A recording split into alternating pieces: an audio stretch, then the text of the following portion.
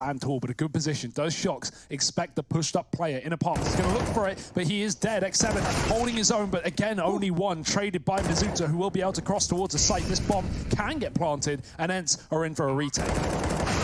Oh, and Sonny trying to land the spray transfer, traded by RPK. Now he knows at least where one of these players are, and now he's holding the door.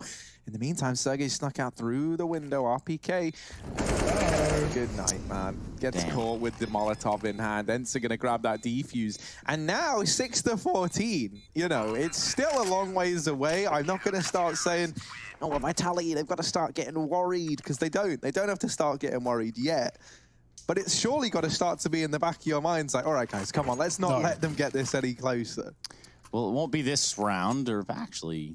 They're going to go with some MAC-10s and some Deagles here. I respect this. This is exactly what you should be doing when you have a heavy lead, right? Because not only are these rounds winnable, but you can also just bank up so much money. Instead of buying at the 4,200 and getting AKs and a couple flashes and a smoke, now you've got everything next round. You've got the AWP, you've got full utility, you've got Kriegs. And you've also got a chance to, you know, not only keep the money low, but maybe even upset in this round. Let's see if Vitality can surprise and impress as Ariel sets up a flashbang. This time, first time in ever, we've got two players on the B site to hold their own, and boy, have they got to do that.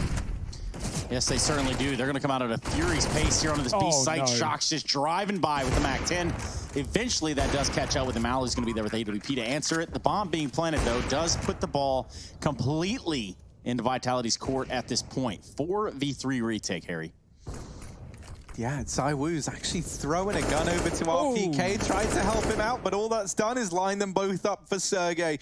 And so now this man advantage lies with the Finns, Apex, and mizuta. It's the makeshift IGL and his new man falling under the wing to try and see this through. mizuta and Apex, they've got it down to now a 1v1, and it's Sunny on the other side. Apex swings out with the Deagle and gives him one in the dome. Team Vitality, 15 rounds, and they get it done with a cobbled together buy. The money now is just blowing out of control for Team Vitality over on this T side. They've got AWPs coming out their ears if they would like. And this should be all said and done, friends, really, now. Yeah, this is too ugly. Don't you dare cobble into this. Please don't.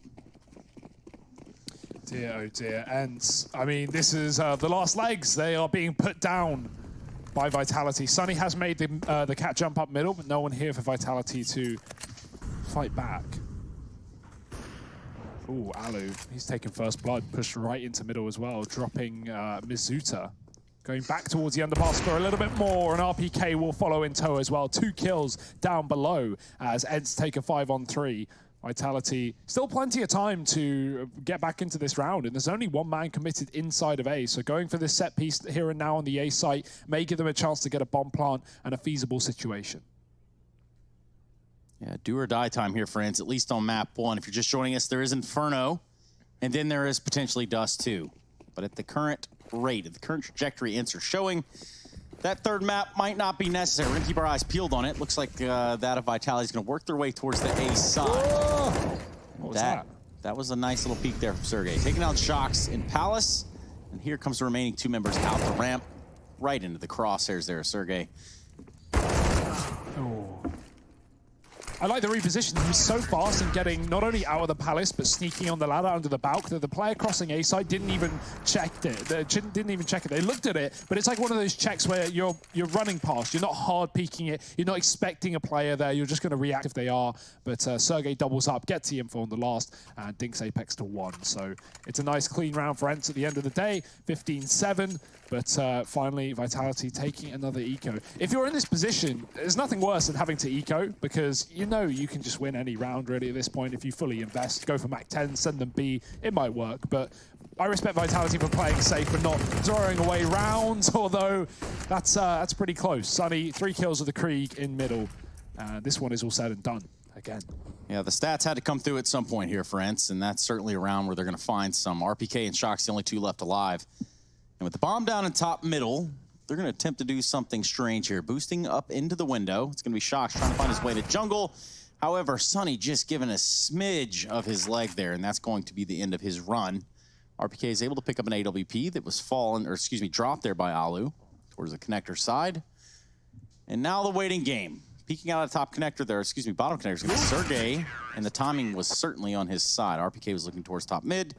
And now we look at ENCE with 8 rounds. A timeout coming in for Vitality. They're going to try to end this now. Yeah, their first time out as well. I mean, this is the only point. I say they've been pressured, but even then, you know, it's just a few rounds in a row from ENCE on this CT side. Vitality just wanting to make sure they can close it before it gets scary, because once you do hit those double digits, yeah, that's when you're beginning to worry for Vitality. There is a real chance, and ENCE are close behind.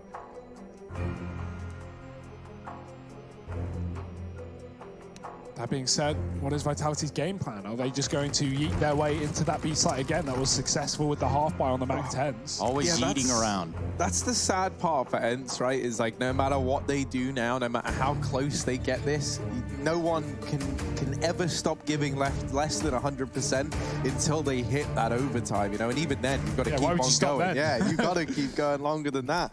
All it's going to take is one extra large bit of effort from someone like ZywOo, and this whole game could draw to a close. So, ENCE, you know, all eyes are on them. They cannot afford to make any sort of mistakes here. Sunny trying to get out of danger down towards connector, and he does get away. Double nade down into mid, finds some damage onto Apex. And Masuta. Keep your eye on Shox as well. He bought no utility in this round. That's because he's waiting for the perfect time to run out ramp. He's been waiting there since the start. And when the opportunity presents itself, he will be able to go into that A site and wreak havoc with the Krieg. But right now, Vitality haven't really picked themselves up an opening. Instead, they've lost it. Apex going down in the connector, getting very burnt in that Molotov. And if they boost here, they're going to be boosting into the orb. So got to be very careful here if you're Vitality. Sunny's even trying to force fights. That won't go his way. Yeah, he's certainly going to catch the blunt end there of RPK. Sunny falls, does give us a 4v4, back to even strength across the board. 8 rifles still in this round. And Vitality, with mid control, haven't elected to go for that window boost just yet. Hugo said it. There is an op waiting for them on the other side of that. Yeah, we know this play is coming in towards A, and so this movement of bodies towards here from ENCE is fantastic. Aerial's already in position over towards jungle, and his head is on a swivel, locks it down. A 9th round for ENCE there on the back of Aerial, as he gives them a pretty good reception on that push into the A bomb site. Team Vitality, they're going to be left kicking themselves a little bit there. You could tell that that was going to be the A play. They had no one over towards that B bomb site. They had Shox, as Hugo pointed out, waiting towards ramp, and they were holding both top mid and lower tunnels. So they were very aware of the no presence over towards that B bomb site in the Vitality camp. They had to go to A, and so ENCE had a great read there on that entire situation. This is such a weird game, man. We're not seeing any of the standard rounds that we expect so commonly in a game of Mirage. We haven't seen those traditional A set pieces with 3 smokes and just going for a bomb plant and maybe sending in a mid lurk to, you know, come in through connector late. We haven't seen many B rushes. Vitality won one round with that Mac 10 buy on B. ENCE typically just went 1 by 1 as Vitality's utility cut them down in the B apartments in that first half. But yeah, it's been heavy focus on middle and just going for these splits. So let's see if it finally works out for Vitality, or if ENCE can actually do the impossible and get us another 6 rounds to overtime. I don't want to count them out at this point because, you know, again, with Vitality not having their in-game leader, not having Alex making changes, there's always that chance that they could let this one slip away without having, you know, necessarily the depth strategically. Oh boy. Well, that looked fun. I enjoyed that ride. Thank you, Shox. Does find himself up catwalk now, Deagle in hand. And he's going to turn the corner where in which Aerial is just waiting on him with the AK. So that is certainly not part of the plan. That's not how you open up bomb sites. 2 Deagles and a P250 are left alive here for Vitality. They're going to try to work their way up cat. Oh. There it is. Oh dear, this could fall apart here. Apex has found himself a couple of kills and there's no one here to stop him. Yeah, that's free money and a gun. Not a bad investment at all, but you know, this is where ENCE should surely close it out. Yeah, he's claimed the free real estate, but the rest is not coming through, and this is a round for the ENCE side. 10-15 now, 5 between them and Team Vitality. This would be incredible, considering that there was a time where this was 13-0 in favor of Team Vitality, and it looked like they were gonna 16-0 this map. You know, ENCE to say that they can't be, you know, like too hard on themselves. Okay, maybe they shouldn't have ever let it get to a 13-0 scoreline in the first place. But this recovery's been great. You know, in and of itself, they've been able to stumble back to their feet. They remain resilient. Everyone's still playing. You know, like no one's kind of got that like look where it feels like they're going through the motions. You know, and they're just playing out the rest of the game for the sake of playing the rest of the game. Now these guys are doing a stellar job, and they're looking to try and turn this around and take it to overtime. And honestly, it's not looking that bad for the odds right now. Yeah, we were talking about mid-control here from the side of Vitality. It looks like Ince is going to have a response for this in this round. And obviously, utility used on the top of the site. It's going to leave a little bit of an opening here towards A, at least for the utility to fly over in that way. Looks like an A split. Bomb's going to back up off the ramp. Looking to go towards Palace now, so let's see what they're up to. Just all bad timing. Two players pushing into the Palace as one leaves. Sergey is playing it on a timing, though. He's going to go back, and they're not ready for the repeat. Trade is there, though, but that's information for Sergey. The bomb has been spotted, and Sunny is in a perfect position to shut this round down. 2 kills. Bomb flying off of the balcony. The AWP can't save the day, but it can come in late for a trade. Is that enough, though? ZywOo and Apex in a 2-on-3. Okay, we got to say his name 3 times to deliver something big. ZywOo, ZywOo, ZywOo. But no, instead I've got him killed. It's the death note. I've said his name, and he's gone. But maybe it's Apex who I should have been singing praises of all along, because he's going to take the victory for Team Vitality 16-10 as Apex and ZywOo make it so. Certainly that. Ladies and gentlemen, there you have it, the conclusion of the first map here of this series. Vitality finding their footing early on. I'm going to have to ask you to find your footing. Get up out of that chair. Go wash your hands. Come back and join us. We're going to break down this map, and then we're going to be jumping into what is the second one of Inferno.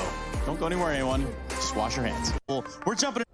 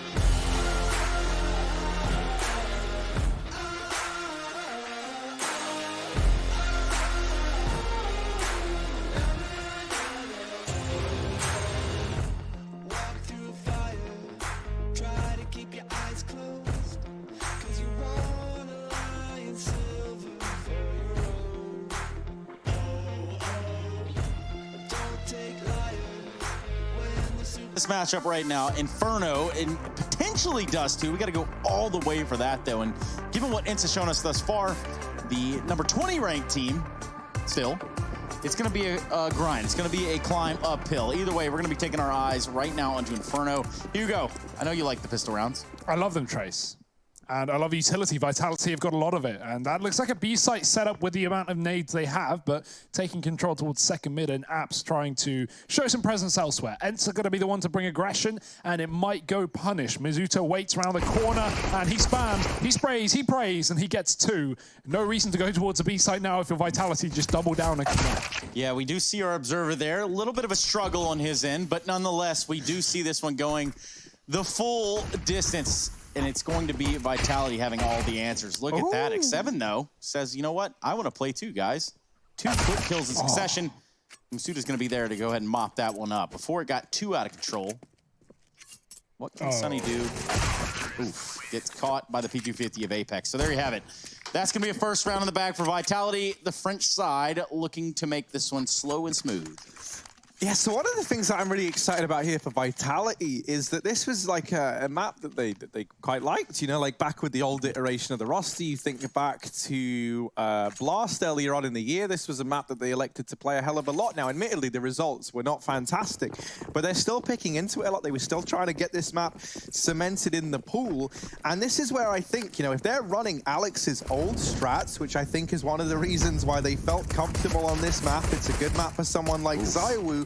And then you've got the new blood with those old strats still working. You could have a nice little treat up your sleeve if you're Vitality here. Now this round, it looked like it was going to get exciting for a moment, but I am a professional. I knew that Vitality had this one on lockdown. Yeah, man. They keep 4 players alive, and that's a second round there for the Frenchies. Harry, it's fine. I know you need to, you know, pretend you're a professional because you've not got any other career, anything else you do with your days. Just slow it down. All I wanted to say was, you know, Harry, that's a self-proclaimed professional. Yeah. Now, if I think about, you know, synonyms, right? Harry Russell, professional, hand in hand. Yeah, right there next to each other. Yeah, he's got 2 hands. That's about it. That's, yeah, Ents could deal with a hand at this point. 0-2 down. Well, they've been dealt a hand. It's just Vitality's the dealer. So, House always wins. There you go. 3 people. Tricast saying the same thing at the same time. Yeah, it Bookmark it, ladies and gentlemen. Yeah, remember the date, which is 18th of March, 2020. I'm putting it all on green, boys. Wish me luck. There's always that one guy. Anyway, Ariel posted up in the pit, and it's going to be the site of A that it looks like Vitality want to go ahead and try to get into. Can't seem to get their foot in the door just yet. They're just getting caught all out of position there. All the timings in the world going in the way of Ents. It's going to leave just Shocks. He does have a MAC-10, but these rifles are barreling down. As it stands, Ents looking to take their first round on Inferno. Yeah, I feel like this one is in the bag, you know. There's no way Shocks can pull this one out of nowhere, and Alu will keep it flawless for Ents. 5 alive at the end of the round. Vitality, that was still a bonus. They had 3 SMGs. They don't really mind too much. They've got money flowing as they go back in for another buy. Although I say that, interesting decision. Not fully committing, not fully investing, saving some cash and getting more MAC-10s in play. Rather have a full buy in the follow-up round. I kind of respect this decision. A lot of teams would buy up here, knowing that they can try and reset the economy, but considering Ents kept 5 alive, there's not a whole lot of incentive to for Vitality. You may as well accept that Ents have got plenty of rifles as well, and save up for your own. They're even going to have that orb in round number 5, if they do so please, and I'm sure they do. The old ZywOo running up banana. Trace, you've seen that live in action. I have, actually. I've seen a couple iterations of that, but that's certainly one. I think of a Summit, just runs up banana. Just does ZywOo thing, says, you know what, guys? Watch this. Hold my Mountain Dew Amp Game Fuel. Oh, wow. They've gotten out through mid, and they do deal with one of these long players, but yes, Sergey was never spotted, boosted up here. He actually got himself there hopping around from the balcony. Masuta doubling up before he's dealt with. Sergey still a problem, still a presence inside of the bomb site. Has Alu coming in now to give him a helping hand. And for RPK, his journey gets cut short. Ents, they're going to tie this up nice and early now. 2-2. Already outdoing, or tying up rather, their half score at the end of Mirage. And as many rounds as they got in the entire game versus Spirit on Inferno. You guys are just bullies. I'm just laying out the facts. Yeah, I can't help it that the numbers are this way. Yeah, maybe you should get more than 2 rounds, and I wouldn't say it. But Vitality, they're coming back in with guns. This is what the eco in the previous round was for, although it's still not perfect. RPK limited to a Galil. Not the end of the world. Let's see what these Kriegs can do. Nice grenades from Ents. Finding a lot of damage. RPK put down to his last breath. Ents still fighting from mid, although they have conceded the banana. Still plenty of utility left down towards this B site. Smoke nade on Alu, and Sunny's even got an incendiary left up as well. Shox lurking in the apartments with Masuta. This is the same setup we saw at the start of the map for the pistol round, the default here. Vitality just trying to gauge where Ents are stacked. It's standard setups though, 3-2 with a retaken banana coming in for Ents. They're throwing in that utility, the Molotov, the smoke going down, and we could see Alu get flashed in as well if he wants to try and force gunfights. But Vitality respect the grenades, they respect the smokes, and they fall back out of banana only to double down towards the A site. Yeah, they had just about the entire cavalry ready to pounce there on the A site. One nade kind of threw him for a spanner, it seemed like. Now they're going to try to recover and figure out how they want to approach this round. Still plenty of time left on the clock for Vitality to sort of lasso it back, wrangle it back. And now with just Alu over on the B site. And it looks like it's going to work out for Vitality. Oh. The timing is given to Alu. They don't see him. He doesn't see them. Big nades coming through, though. Here comes the B hit. They're going to walk as far as they can. They're going to make a contact play out of this. 20 seconds left on the clock. They do make that contact. Alu is the only one hitting it, though. It drops to 14 seconds. They need this bomb down, and the only thing down is all these Vitality players getting dropped in the entrance to Banana. Last man saving. Apex has had enough. He is out of here. I love the call, actually, from Vitality. I think that was a great play, and unfortunately for them, Alu just slaughters with the M4. But yeah, going for a contact push into B, especially when Alu, you know, just rotates off. He was a solo B player. If they kill him on this fight, they get the site, they get a 4-on-4, and they might even be able to get the round off the back of it. But no, denied, delayed, and not happening. Ents, they find a third on the CT side. Nice start to the game for them, considering Vitality went 2-0 up. And another eco here from the Frenchman.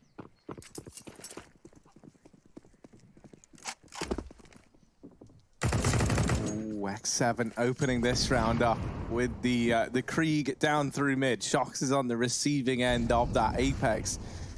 Still with his scavenged rifle, could look to do something in this round. He's all the way down towards bottom mid. Gonna let these pistol players lead the way. Good catch, though. Vitality, you're gonna try to work towards this A site, very low as it stands. It's going to be Apex with the Krieg, and X7 posted up in library. He's going to have that first point of contact. Well, no damage exchanged until now, as I was the first to fall in that affair. Ooh. And it does look like X7 is completely aware of everything going on around him. Just Apex, 1 versus 4, Krieg in hands. 1 smoke, 1 minute left on the clock. Can't even edge his way out of library. It's going to be Aerial that ends the round out. A 4th one on the board for Ents. And they're holding on to what they've got, Harry. Yeah, just about, right? Staying afloat right now over on the end side. And off to the kind of start that we saw them getting to at the end of Mirage. That's good that they've at least come in with that same confidence, that same momentum. They've carried that over to Inferno, and that's kind of a necessity if they want to take us all the way to Dust 2. I'm loving the amount of Molotovs that are getting thrown in down here, you know, both from top mid and top banana. If you look at this mini-map and even seeing on X7's perspective, there is fire everywhere. You lock Vitality out of the banana, and Ents are just immediately grabbing this foothold. They're taking this position every single time. And this is where that top mid Molotov that's getting thrown in from Sunny, I think it is doing a hell of a lot to actually stop this banana presence out from Vitality. We'll hold that thought because Shox has been able to work his way into a very nice little position here over towards the short side. He's already passed the man down in pit. Aerial is holding for it. There's plenty of bodies here on the end side, but Shox will blindside the first man. Sergey, now all this pressure is on his shoulders, and it's a little too much pressure to bear. Shox and RPK, 2 versus 2 as they get the A-bomb site. Doesn't matter where, doesn't matter when. The utility from Ents continues to outstand me. They are doing a great bit of damage to Vitality right now, and it's showing. Low HP on Shoxy. Alu coming in from porch side as well. His teammate on long. Ali's actually going to wrap apartments. This will take a little bit more time, but in the meantime, there's a smoke on Moto, so it's not like they're going yet anyway. X7 is waiting for that to fade. They have a kit. Are they even going for this? He's cleared apps. He's now going back towards short. He's going to have to move soon, though. That bomb is half ticked by now. Molly won't do a damn thing. Only clears the position here for Ents as they try and find their first kill, but the crossfire is there, and Vitality hold their own in the post plant. 3 kills for Shoxy, and Vitality 3 rounds. Yeah, and that post plant set up there from the side of Vitality was exactly what the doctor ordered. Exactly what they were looking to do once they got that bomb planted. So good stuff from them, good positioning. And all around, they do grab one for themselves. Vitality are going to put one up on the board, giving a third, 4-3. And they're going to take a timeout after that. Perhaps got just a little too stressful for them to enjoy. Let's see what our story says. Exclusively against Ents at big events, ZywOo averages a 1.30 rating and 1.5 KD across 11 maps. So that is the god ZywOo. Perhaps none of you subscribe to him. Perhaps you don't pray to him, but you should. You should look it up. I mean, that's the thing, right? For this Vitality squad, this is like the lowest they've been in the rankings in almost a year. I think it was May last year where they were around this same kind of area. And you know, for ZywOo, I always look at it that he's only ever been a guy on the rise, like really, you know. He hasn't had to do any of these big comebacks that any of these other players have had to do. Like, even if you look at someone like Simple, right? Like, he's had times in his career where he hasn't been with the best teammates, he hasn't been in the best iteration of his squad, and he's had to really dig deep to get through that. We don't know if ZywOo has that same ability. Has to drop off first, I think. Yeah, that's true as well. Yet to happen. But, you know, I mean, the team is certainly at the weakest point it's been in a while. Now it comes with the caveat of Masuta being in, right? So you've got that to look at. Ooh, nades do damage. Push about to come through on the back of this, and Sunny stands tall inside of the bomb site. Nades removed, another man. And for Team Vitality, 3 players left standing. They want to get into V, but this site might be closed. Sunny still holding down the line. It's finally dealt with. But Apex is on 1 point of health, and he is in a 1 versus 3. That nade, even if it tickles him. Oh my god. How's he done this? This is new system implemented. Half points of health taken. And their Apex, he does stay alive, but ultimately, round will fall in the way of Ents. Yeah, Mizuta, welcome to the Pro League, buddy. That round, he gets wallbanged by an AWP that he didn't see, and then he gets grenaded, and that's his round. That's all that happens for Mizuta. Doesn't get a chance, doesn't get a fight, and sometimes it be like that, Trace. It does be like that. Sometimes. It do. It does, it do. Whatever, man. It is. And 5-3 ends another round on the CT side. They bounce back after a rifle round success for Vitality. It's now pistols here for the T's. X7, he gets a lot of info off that jump spot, sees the bomb, sees potentially up to 3 players there in second mid. So I wonder how Vitality will do, knowing that whatever they were going for is known for the time being. Ents have to keep their eyes on the apartments, and X7 is doing exactly that. Banana, again, combated by Ents, deep grenades, but they're not too keen in hanging around against pistols. They will just give Vitality a bit of room, but not wanting to commit towards B. They spot the top, they walk back, and it seems like we're going to be seeing a set piece towards that A site.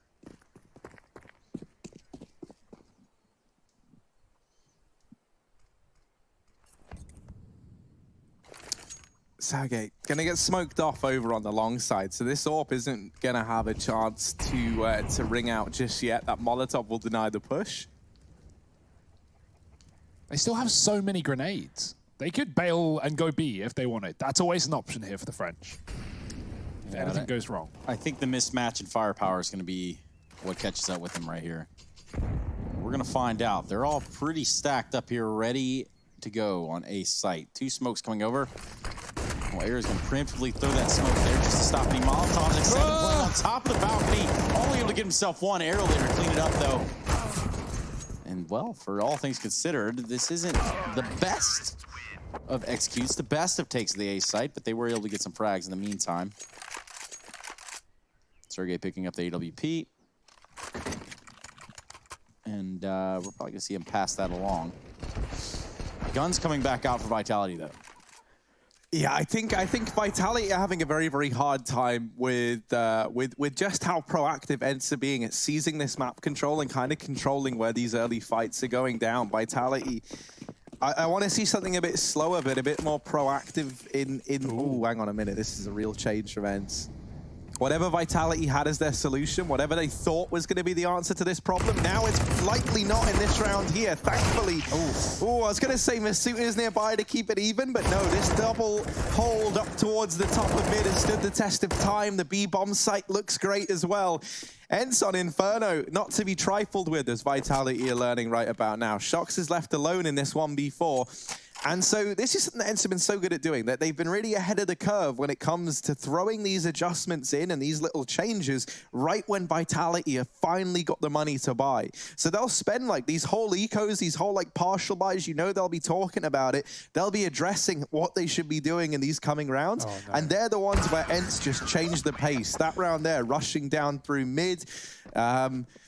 Vitality, they've got to wait another round, really, till they can even decide how they want to combat this. And another pause before that point. Sergey, he was holding long, just a little bit too wide, and Shox checks the close corner, but doesn't clear it hugely. This was awkward as well. Alu, he gets that kill on ZywOo as Mizuta came out from under, but his view model, the right-hand view model, blocks Mizuta coming out, so he can't see him, and gets killed as a result. It really doesn't matter ultimately because ENCE still closed the round. But yeah, Harry, you talk about those adjustments and big adjustments. We saw X7 and Sergey go towards that B site to allow for that mid push, completely scrapping the ENCE CT standard default. It's usually X7 in apartments with Sergey short side as well, and you know, Alu just holding for the mid cross as they sent someone deep down.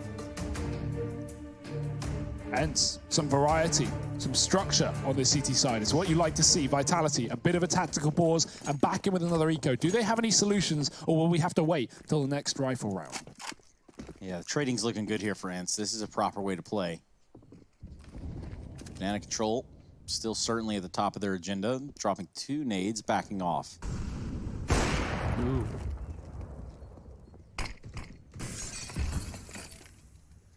Sergey taking the AWP over Alu. We see this occasionally on Inferno, but still surprised to see it. Whoa. Not anymore. The fade away from Sergey. He finds Apex. X7 there playing from the cubby, is able to take down Masuta. And well, this should be a pretty quick round. I say that, and Shock's able to find a 1D on X7. And that's going to be the first casualty from the side of ENCE, and now the Traverse comes in. Team Vitality are going to head down there towards Banana. They're trying to do it at a Fury's pace up to the point that they start walking. Now, in the site, entrenched is Sunny. He's playing from the Coffins area. It looks like they want to try to all peek him at the same time. Now they're running into the Krieg, and it's just Shox there that's able to sort of stop that from being everything that it could have been. He's probably going to get a plan out of this. If I had to guess, yes, he will. Now, let's see what Shox can do. He's going to pop a flash over. Has picked up a Krieg. He's going to hold on for dear life. They do sort of line up for him, but well, it wasn't the stars that lined up for him in this case. Very close, though. He could have easily tapped that first player down, just shuffling a little bit to the right. And ENCE, 8 rounds. This is a stellar hold right now. Stellar CT side. They're really putting up the numbers. Vitality do not seem in control. Of course, you know, we've had a lot of eco rounds. Vitality were keen to give ENCE the respect they deserve at the start of the half by taking, you know, an eco in number 4 after only losing 1 round. And I feel like that's given ENCE the momentum to move forward. It's a bit of a shame for Shox there, because Sunny has 3 nades when he kills him, a flash, a smoke, and a Molotov. And I feel like any of the other 2 would have been more helpful there, retrieving off of his dead body. Unfortunately, he ends up with the flashbang, which doesn't leave him with many options, right, to actually create those gunfights. The last grenade that you select before you die is the one that gets dropped when you do die. That's a little fun fact for anyone wondering how that works. It's not completely random. The more you know. Speaking of which, Apex had no idea Aerial was pushed all the way up in apartments, and that's going to prove to be a disaster. Well, we speak about the changes to the default, right? And how they wait and how they poise that for these buy rounds, because they know how important managing this economy is over on the ENCE side. Well, they've done it again. And this round, they push the apartments. Team Vitality go, okay, well, this is the first time they've done that. And you know, you've got Apex coming in as a man who's had to step up to this IGL role. Well, if there's someone that you could try and take advantage of, it is someone in this situation, you know. So that's exactly what ENCE are doing a stellar job of doing here and now. They sit 2 players up in this round, and they've read Vitality like a book. Like, this is disgusting. They started to rotate a couple of players around. I think they ultimately realized that maybe they don't need to. ZywOo throwing up in this boost. I love it. Yeah. I absolutely love it. Let's see if he can get something, though. It's going to be on ENCE that has to sort of gift it to him at this point. They're set up pretty well. What would be a crossfire. So they're going to go ahead and counter smoke now that smoke is starting to fade. It'll give them a little bit of an opportunity to head into this B site. Sunny playing first orange. He's going to get spotted out by RPK. RPK goes on the aggression. And well, it's Sunny that comes out on top with the rifle. Nice molly as well. Forces RPK into a fight. With 2 Molotovs down, there's nowhere he can go but into B or through the CT smoke. And you know you're not going to do that. And there's nowhere to go with this timer either. They're just under 10 seconds. You're going to want to back off. You're going to want to save. Shock's going to find himself one here, guaranteed almost. Unless somehow, some way. Oh, yeah, you missed those first 2. Or excuse me, those first 2. And you start thinking that, yeah, that could turn sideways real quick. Sweat on the forehead. Quiver of the brow. Monka S. Quaking in the boots, Trace. Yes. Yeah, rough game for RPK as well. 2 and 11. Not the start that Vitality would have hoped for, considering this is their map pick. And again, we need something here. They can't go get 12-3'd and then switch into the CT side, because a pistol can spell their fate. They need a bit of a buffer. Yeah, and as it stands, this battle for Banana has gone to ENCE. They have just been putting the right utility down there, at least enough to keep Vitality from pressuring Banana, which has certainly done enough. Now, we've seen Vitality decide to go back to Banana in the late rounds, but it's just not the answer. This isn't necessarily working for him. Yeah, the way that you really want to be defaulting, right, on this T side of Inferno is you try and contest this top area of Banana, and then you work for your, or whatever order you do it in, and then you try and get this top mid area that Sergey's just fallen off as well. And Vitality, in a lot of these buy rounds, they haven't been able to get these 2 pieces. You can see now, even as they take top mid, well, they try and then get the top Banana side. They try and get the 2 for 2, the 100%. They try and establish this default, but they've been shut out already. They lose a man over towards top Banana. ENCE time this re-aggression perfectly in shutting down what is, you know, like just the standard meta on a map like Inferno. They've stopped it in its tracks. So Vitality now, only with this top mid control, the only little foothold they've been able to get in the entire map, they kind of have to go towards A. You don't have any other options at this point in time. They leave Banana. There's still a world in which maybe they could rotate back, but that's a huge risk. They don't know where anyone is from this B bomb site anymore, so they kind of have to commit. And this is going to leave them running into this A site at the 25-second mark. Rotations are coming in. X7 holding down the line. Sergey helps him out, and it's only Apex left. He does get the first man down, but he's still got 3 more to find and a bomb to get planted. Oh, they're going to rush him. Yeah, why not? Chase him down as he gets the plant. Sergey's dead, as the pistol is not enough to save the day, to seal the round for ENCE. Apex now given an opportunity. Will he take it? And look at that. They've given him just enough room to wiggle with right here. He does head towards the graveyard area. Apex posted up. They don't have his location. Now they do. Alu falls. Apex looks to secure this round for Vitality. Just going to be stunning, standing in between him and the bomb. And there you have it. Sunny does actually put it all together at the end of the day. We're going to see another one here for the Finns. Yeah, this is rough now for Vitality as well, right? This is such a turnaround from Mirage, man. Back on that map, you know, at the end of it, 16-10 to Vitality. It was a, what, 13-0 or 14, well, 13-2 half at the end of things.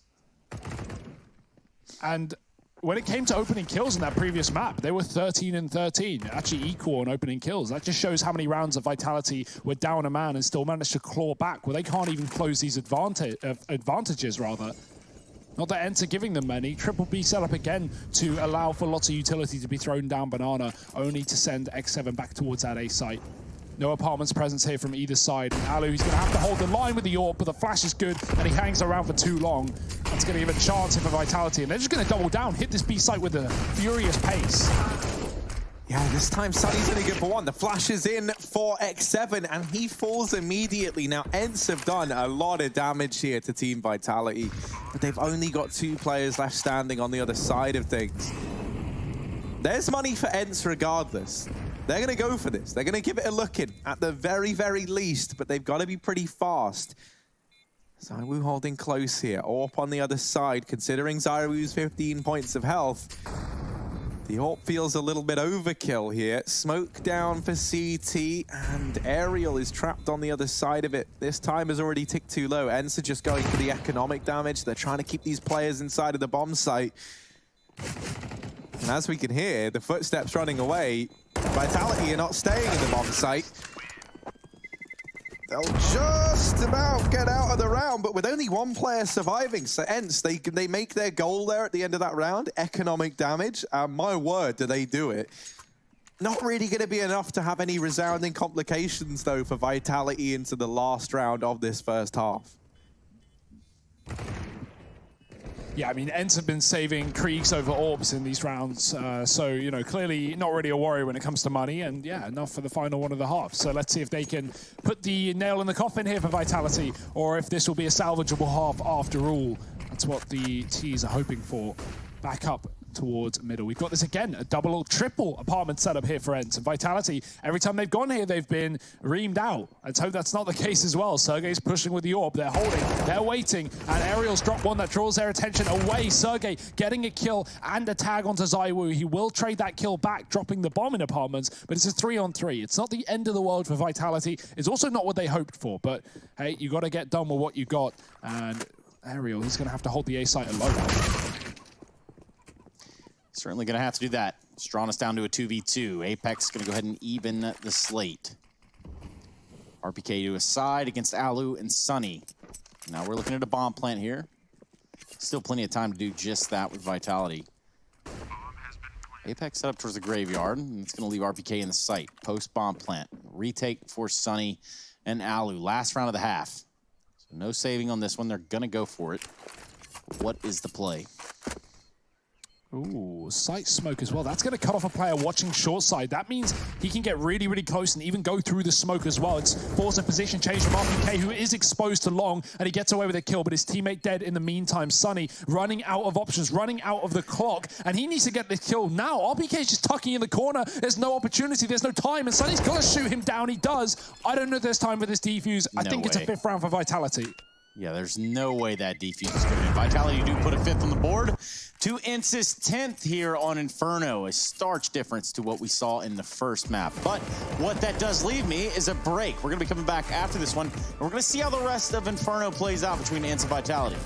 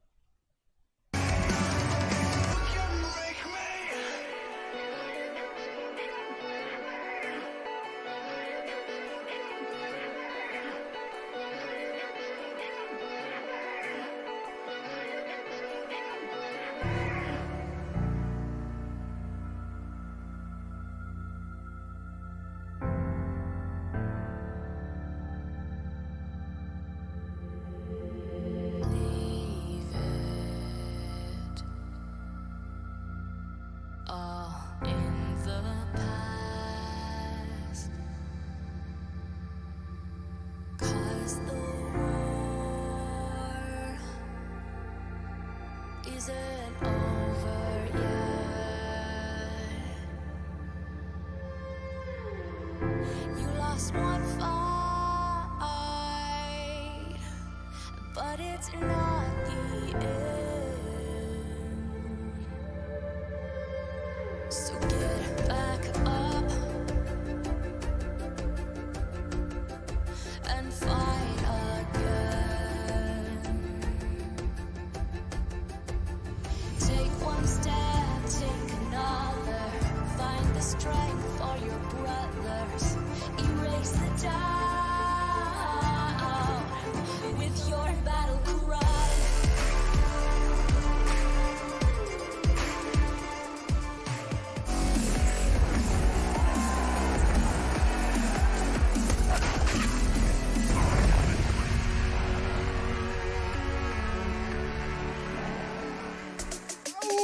As we look forward to this next map, sorry I had to get your guys' attention because we got a game on our hands. Looks like Ints want to play some Counter-Strike, and that puts them up to a 10-5 half, leading us into at least what Vitality can do on their CT side. Now, this was their strong suit over on Mirage. Will it carry over? These are the questions for both Hugo and Harry. More importantly, Harry, you look like you got something smart to say, so what is it?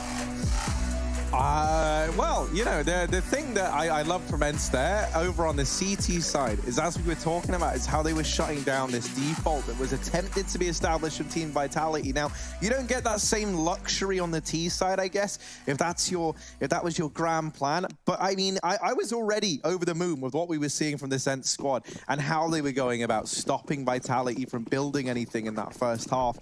As a result, I kind of can't wait to see what little gimmicks, what little ideas they have in place here for this T side. Team Vitality, they are a long way away from picking up this second map and this series, and they know it. It's got to start fast, and a great place for it all to begin would be this pistol round here at Banana.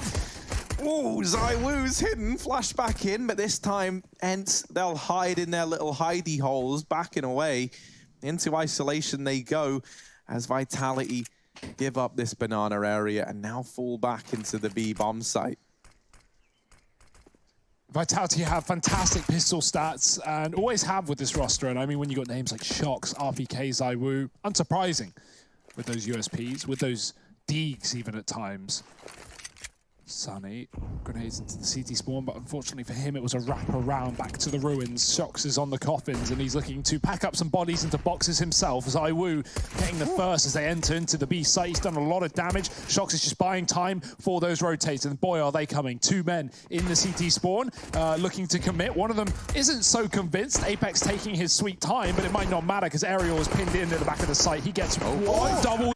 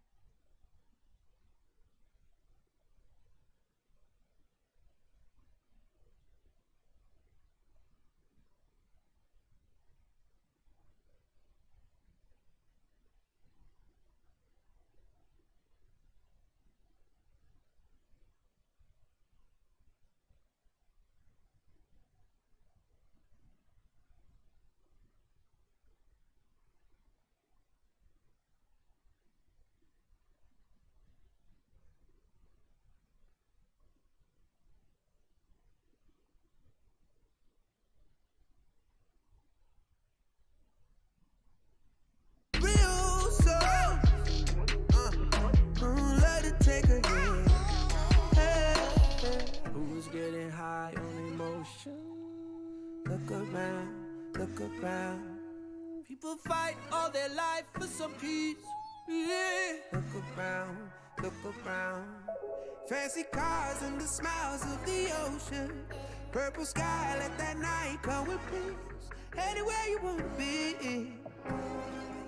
Anywhere you wanna be. Yeah. Hold up your sign, though. They ain't count on that. They ain't count on that. They ain't count on it. Show what you gon' do. They don't want all that. They don't want all that. They don't want all that. Take off. Rush at the rush. Take off. Rush at the rush. Rush.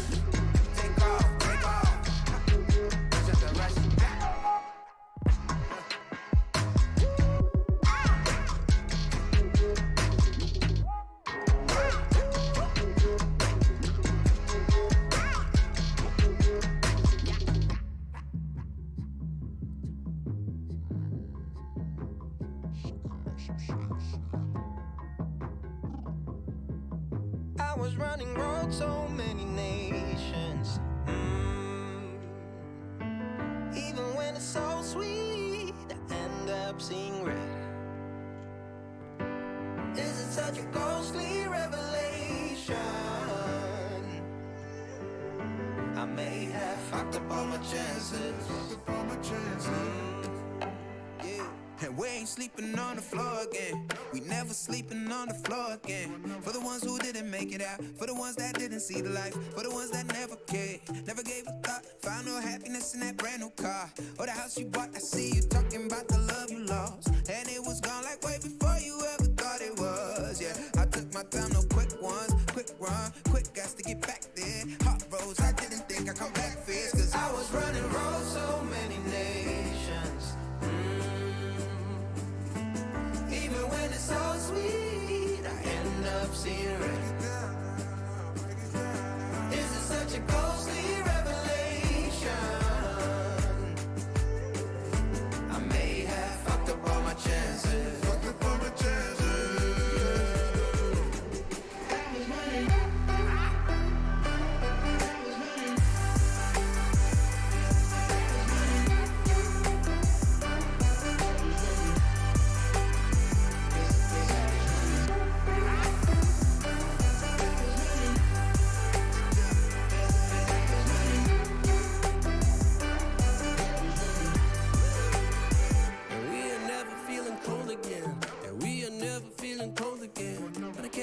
It's easy, it's hard to preach, cause I've been burning trees and watching fall.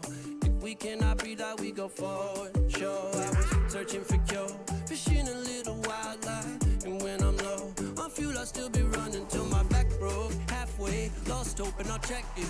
Hard roads, I didn't think I'd come back fast, cause I was running roads so many nations.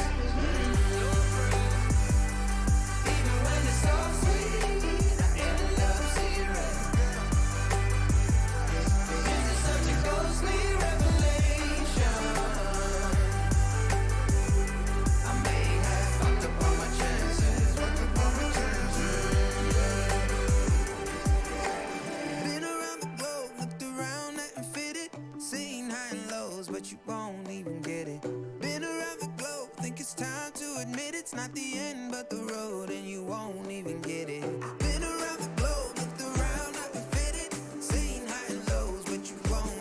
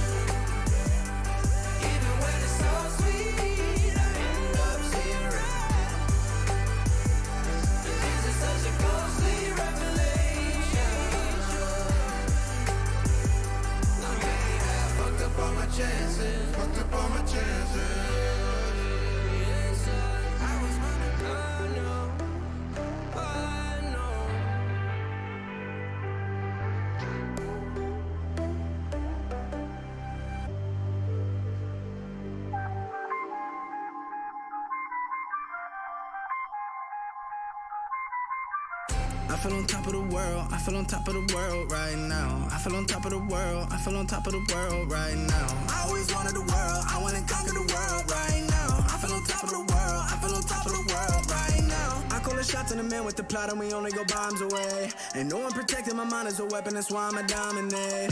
Taking advantage of every second, now I ain't got time to waste. They all tryna sign my name, they want me to sign my name. Counting your blessing while I count that in my winnings. We take 50s and 100s and throw them up to the ceiling. Everything I envision, not everybody gon' witness. Only difference between us is I ain't stop till I finish. Yeah. I feel on top of the world, I feel on top of the world right now. I feel on top of the world, I feel on top of the world right now. I always wanted the world, I wanna conquer the world right now. I feel on top of the world, I feel on top of the world right now. I'm not a savage, you've been a distracted, your best, my average. There's a reason for that's a fact. So they snapping back, mad at the fact that I don't have a backup plan. I ain't need that. Outworking everybody when I relax, so I ain't tripping about none of y'all feedback. Heard that, wonder when I'm gonna peak at, and that's why you count your blessing while I count that in my winnings. We take 50s and 100s and throw them up to the ceiling. Everything I envision, now everybody gon' witness. Only difference between us is I ain't stop till I finish. Yeah. I feel on top of the world, I feel on top of the world right now. I feel on top of the world, I feel on top of the world right now. I always wanted the world, I wanna conquer the world right now. I feel on top of the world, I feel on top of the world right now. I feel on top of the world, I feel on top of the world right now. I feel on top of the world, I feel on top of the world right now.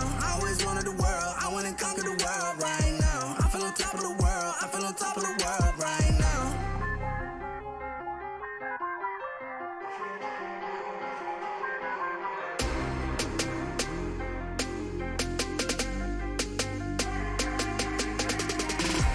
Shots in the man with the plot and we only go bombs away. Ain't no one protecting my mind as a weapon, that's why I'm a dominate.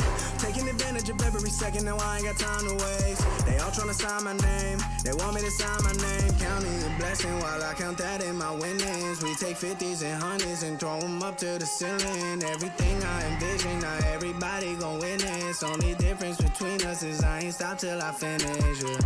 I feel on top of the world, I feel on top of the world right now. I feel on top of the world, I feel on top of the world right now. I always wanted the world, I wanna conquer the world right now. I feel on top of the world, I feel on top of the world right now.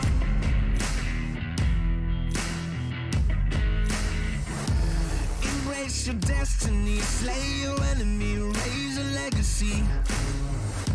No more apologies, trust your abilities, gather the energies. Pull yourself back together, been staying off track forever. Child of the nation, will seek redemption, time for salvation. Today is meant to be day of victory, time for history. Reverse the tendency, fight the entropy, channel your rivalry. You're praying for fortune to come, you're hearing the sound of the drums. It's too late to backtrack, but pack your bag now. Keep your feet on the road and stand up. You've got what it takes to fight back. Don't stop until you black out, out, out, out. Stand up, up. You've got what it takes to fight back, back. Don't stop until you back out, out. Give all you got, show them how to make a miracle. Stand up, up. You've got what it takes to fight back, back. Don't stop until you back out, out. Give all you got, show them how to make a miracle. Go save your team, be a hero. Take home the cup, be a star. They waiting for you, take aim, shoot your arrow. It's your time to shine, show them who you are. Stronger, gotta go faster, gotta get better, gotta work harder. It's fight or flight now, get up now. Go with the move, go for the goal, lead up the stadium, you know how it's done. Stand up, up, got what it takes to fight back, back. Don't stop until you back out, out. Give all you got, show them how to make a miracle. Stand up, up, got what it takes to fight back, back. Don't stop until you back out, out. Give all you got, show them how to make a miracle.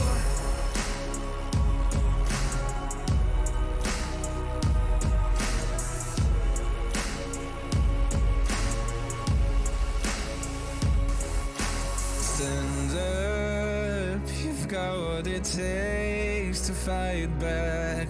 Don't stop until you black out, out, out. Stand up, you've got what it takes to fight back, back. Don't stop until you back out, out. Give all you got, show them how to make a miracle. Stand up, you've got what it takes to fight back, back. Don't stop until you back out, out. Give all you got, show them how to make a miracle.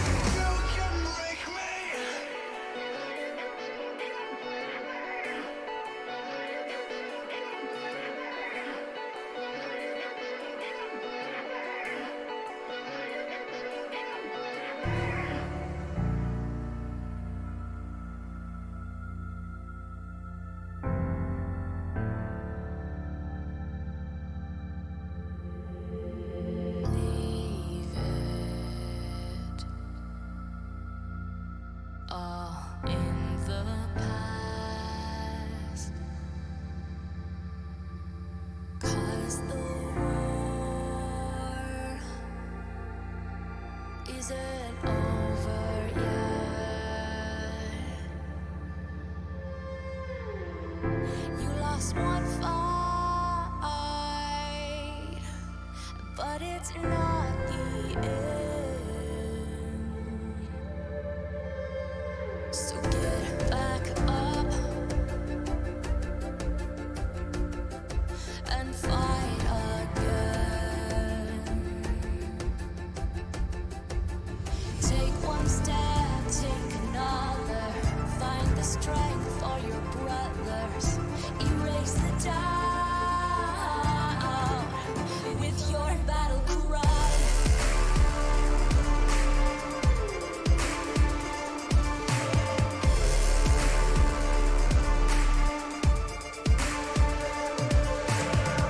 You feel the earth move to the drum of steel boots. Banish the fear inside. You're strong enough that you don't have to hide. No, you don't have to hide. You're strong enough with your battle cry.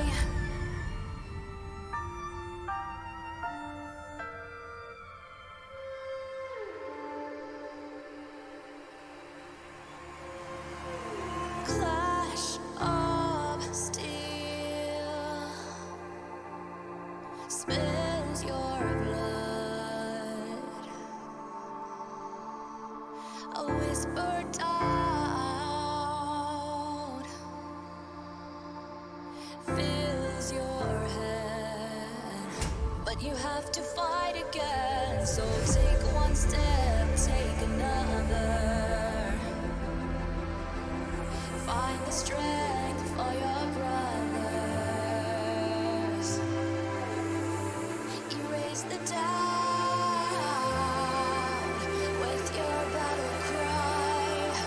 With your battle cry. You feel the earth move to the drum of steel boots. Banish the fear inside. You're strong enough that you don't have to hide. No, you don't have to hide. You're strong enough with your battle cry.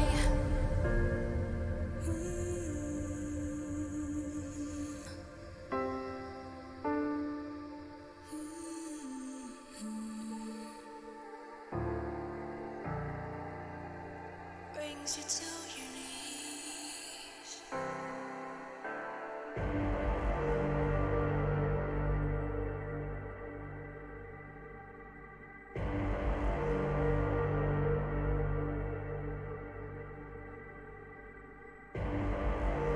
Rising out the ashes, coming from the ether. All I hear is static. Breathe a little deeper. Fallen, broken, a million light years away from home. My eyes opened, and now I've come to claim life. Never let it go. These wings carry me. Live this fantasy. Running through the fire, gonna let it burn. I am the Messiah, gonna let it burn. Running through the fire, gonna let it burn. I am the Messiah, gonna let it burn. Gonna let it burn. Gonna let it burn. Gonna let it burn. Gonna let it burn. Found me in the darkness. Now they see me shining. Calling me a goddess. Thunder and the lightning. I'm falling, I'm faster. Making my way back, I'm close to home. I'm fighting harder because I've come to claim my throne. Never let it go. These wings carry me. Live this fantasy.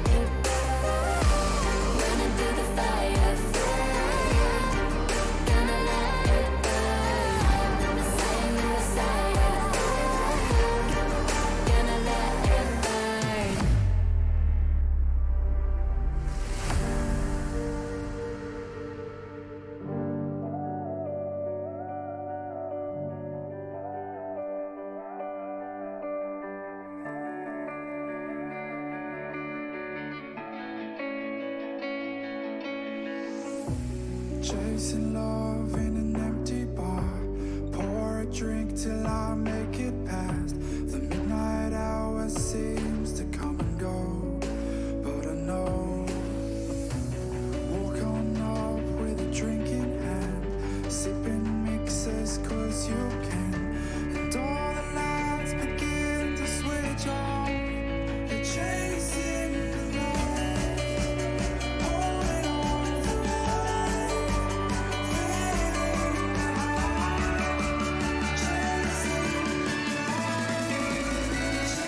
chasing the night,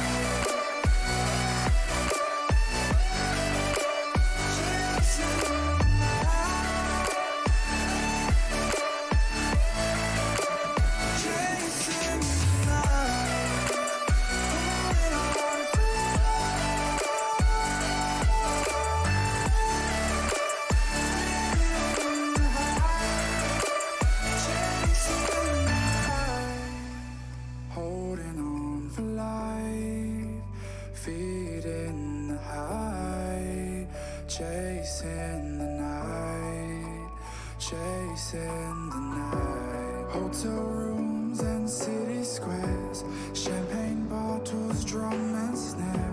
The sights and cities seem to fall away when you stay. Locked in love for a night or two, losing sleep just to get off you. Day to day you wanna stay out. You're chasing the light, holding on for life, fading out, chasing the night, chasing the night,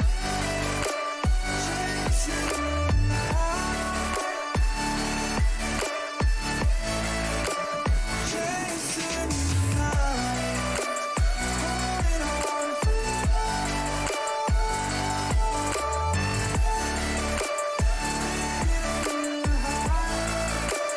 chasing the night, holding on for life, feeding the high, chasing the night, chasing the night.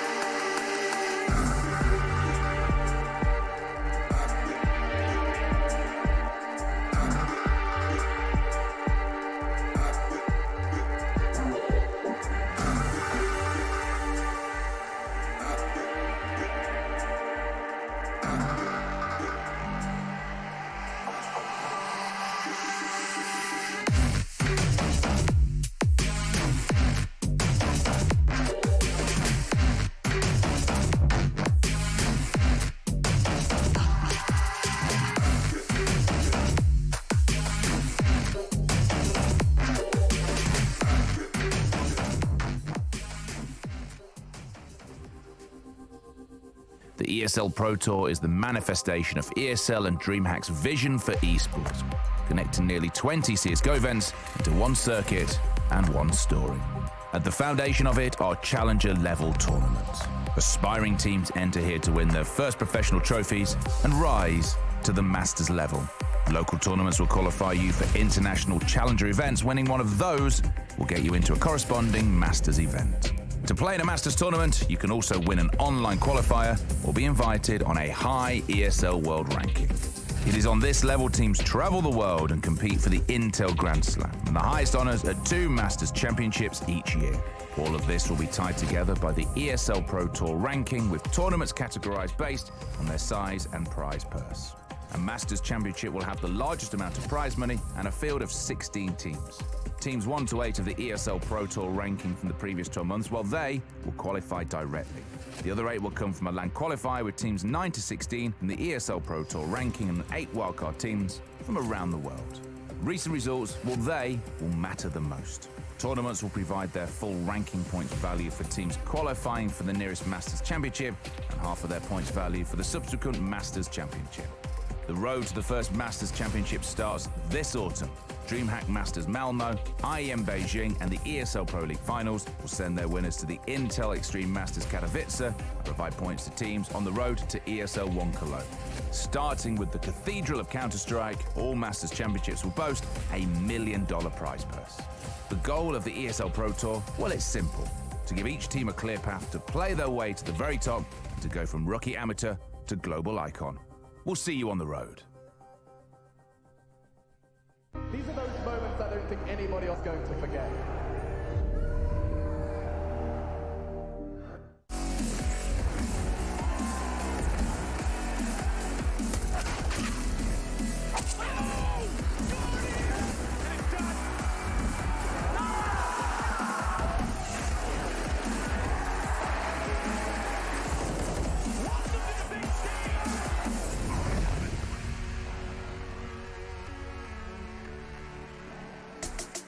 Welcome back, everybody, to the ESL Pro League. My name being Trace Saranthus, and of course, this being the camera I should be looking at. Welcome back, everybody. This is Pro League, and this is the season 11. We are jumping things off to a hot start here. I've got 3 best of 3s for you today. Me and my crew will be covering the first 2, and then we're going to be bringing in the A team there for the last one, or the other guys. Whatever you want to call them. They're in, they will be here, I guarantee it. Either way, here are those matches that I promised you. We're gonna have a little bit of Forze and North. Also, a really large game coming up for Navi, and by that, I mean they're taking on big. And furthermore, we need to catch you up to speed with some of the action that you missed out on yesterday, and some of the surprises that we've had so far at the ESL Pro League Season 11.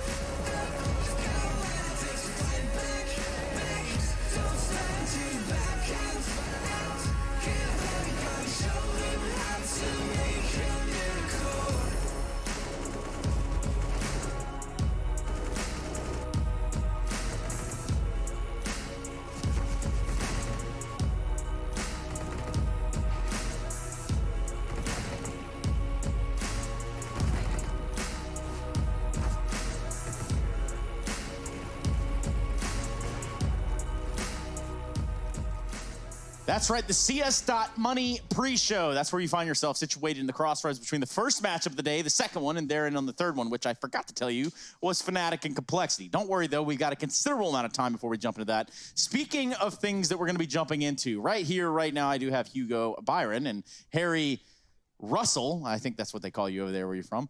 Guys, welcome back. We obviously saw quite a bit of Counter-Strike yesterday and up to this point. So first and foremost, how was your morning? Tell me exactly what you did this morning, either of you. In detail? And, well, we'll have to leave outside the final part. We Let's just omit the part after you wake up. Yeah, we had a hotel change, Trace. It wasn't pretty. So, well, did you guys end up with, any perks of that, or like what's up? Oh, okay. Look at you rubbing salt in the wound. Okay, so Trace has got this sick double room. Okay, he's loving life, and we got put in the little, tiny rooms, and he's been rubbing it in all day, and he started the desk even with it. But yeah, this is my sick hotel room in the 6 days that we've been here. So I'm going on a tour of the German hotel service. I gotta say, the rooms here, everyone I've been in has been pretty good. The suite was my favorite. I only had that for one night. Yeah, I was about to say, you only had that for one night. So unfortunately for you, that is the end of your little party.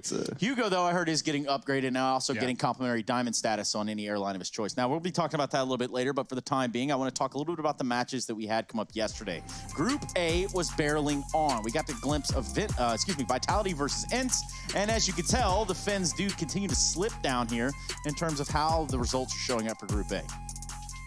Yeah, NIP top of the spot as well. I think is one of the more interesting talking points as well. They really looked good. They managed to take down Astralis. They made them look like fools on the opening day here. And yeah, we've had some great games across the Pro League, really competitive. But most of all, full of upsets. Almost every series we've had has been an upset. And, well, online CS, you can attribute some of it down to that, but it's been an exciting time, Trace. Yeah, I mean, we've seen Astralis take some L's here even.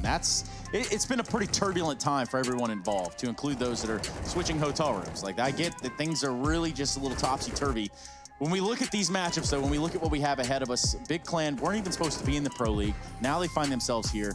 Do we think that they're going to fare big things coming forward? Well, we've already seen them, seen huge things from them. They took down Fnatic in their opening day, so that is a massive win, a huge scalp to find. Fnatic have looked so good coming into this year. They had a great end of 2019. We saw them at the Pro League Finals last season coming in second place to Mouse Sports as well back in Odense. So this is a time where Fnatic really want to run wild, and Big managing to take that first win. Unexpected, but welcome.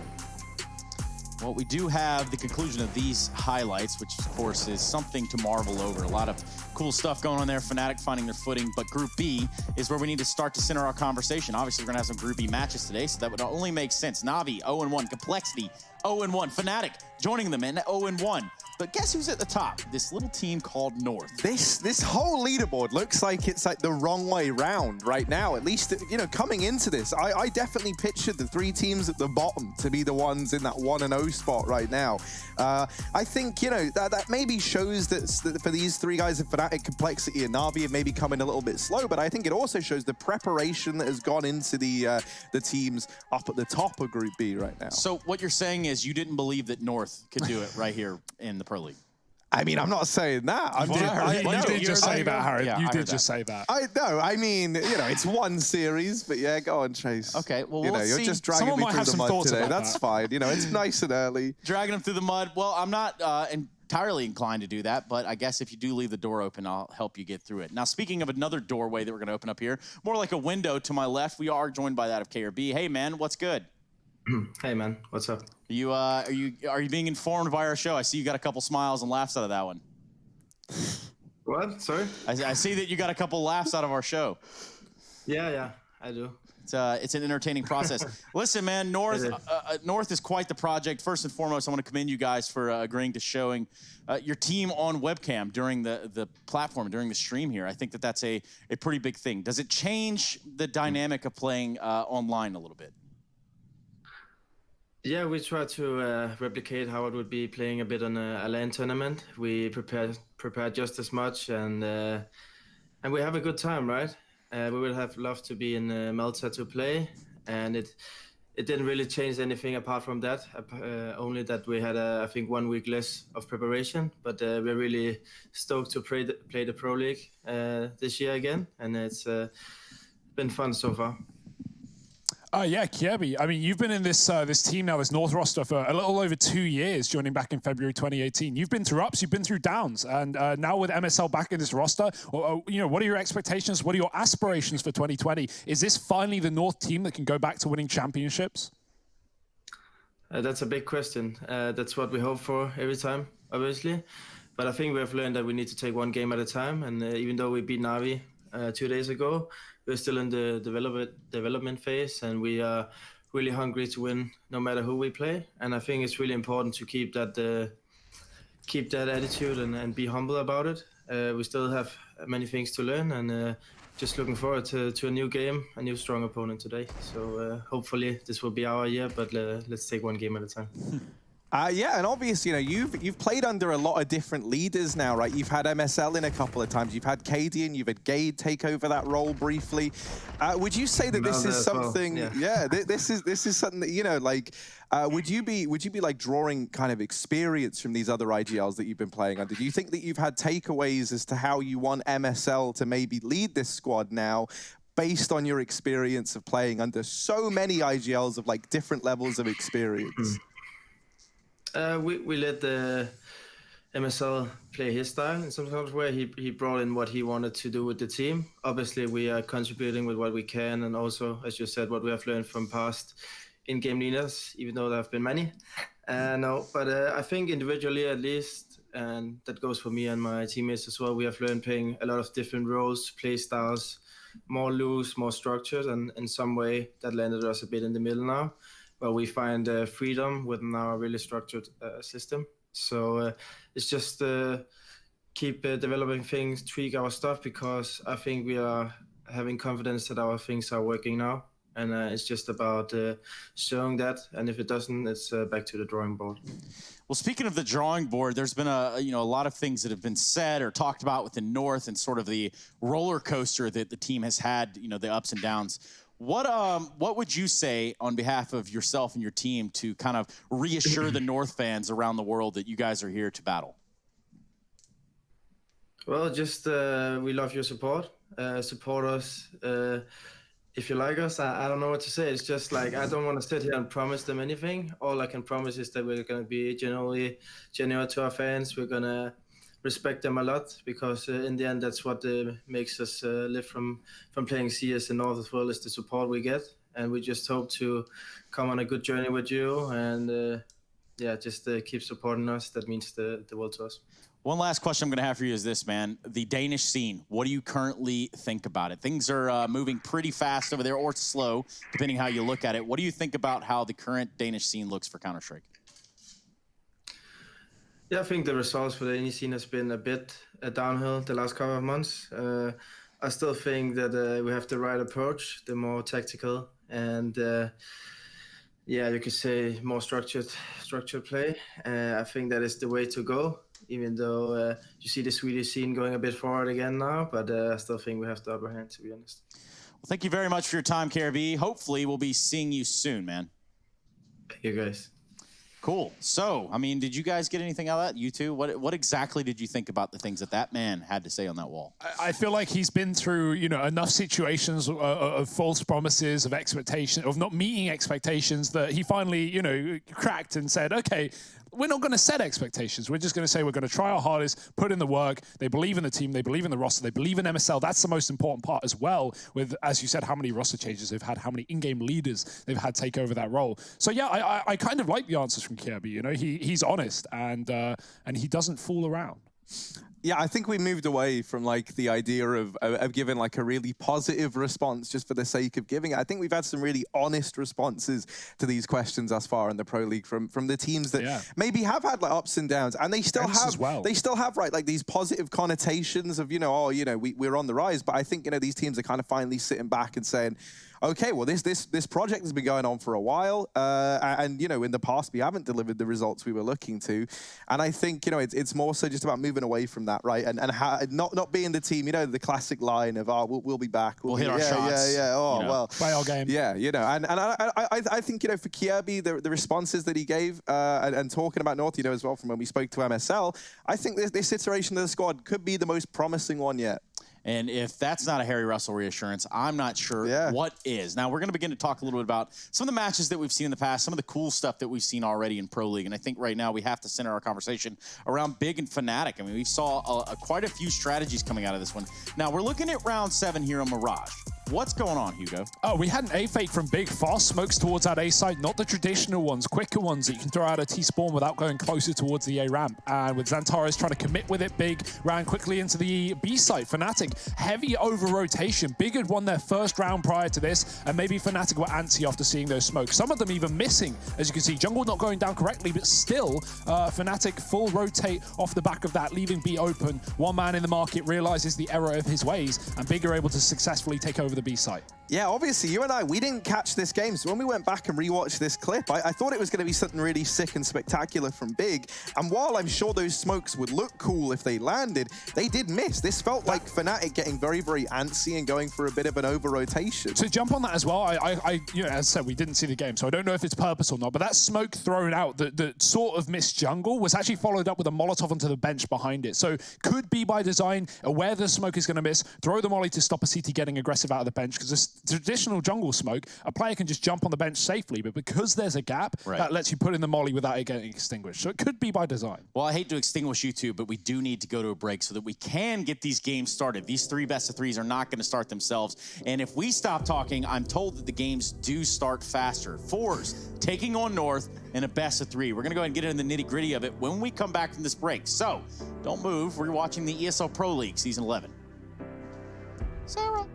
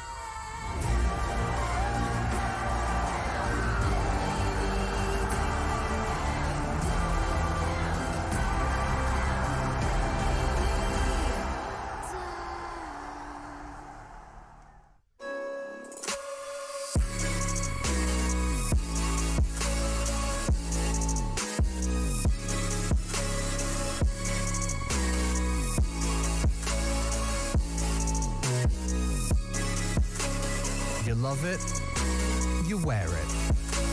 What's your style? Get your merch at shop.eslgaming.com.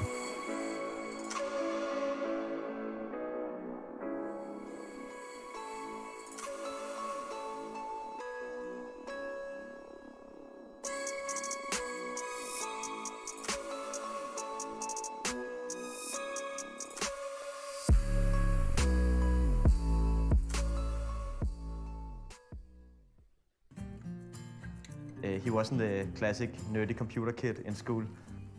He was one of the ones to get a girlfriend first and a very social person. Typical for Finn is that he is very determined. Ist egal, ob es jetzt beim Kartenspielen ist oder beim Tischtennis oder beim Computer, er gibt nicht auf. What he really wants is to win a major. It's his dream, and therefore it's also my dream for him to get that.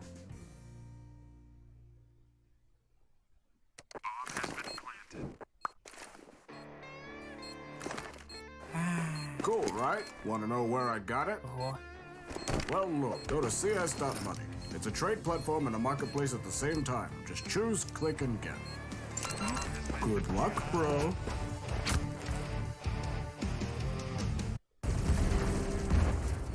Everybody loves an underdog. Who needs to be liked? Mountain Dew Amp Game Fuel. Victory in a can. Charge up your game with excitement. Highest odds on the market. Take what's rightfully yours with GG.bet. My name is Jordan Gilbert, aka Nothing. Hi, my name is Sue Lee. My handle is Smix. I think it's important for these initiatives to happen. Empathy really, really goes a long way, and it always means so much to us, and I think that's where initiatives like this really help. I encourage everyone in the community, anytime they see bullying, anytime they see someone getting called names, I encourage you to step up and say something. Good luck, have fun. Good luck, have fun.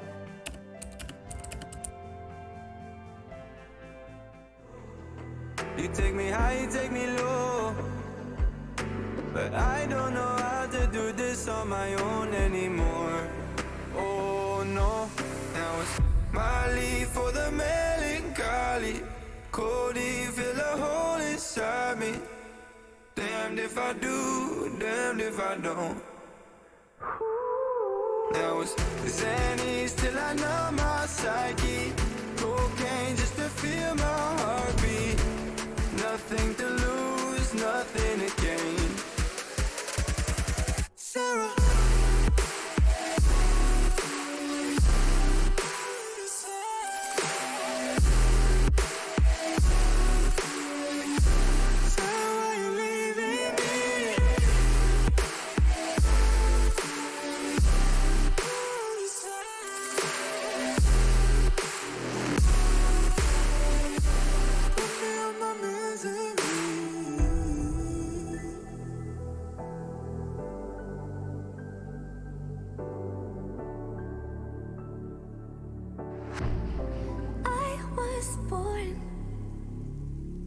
Like a fire in the eye of a hurricane.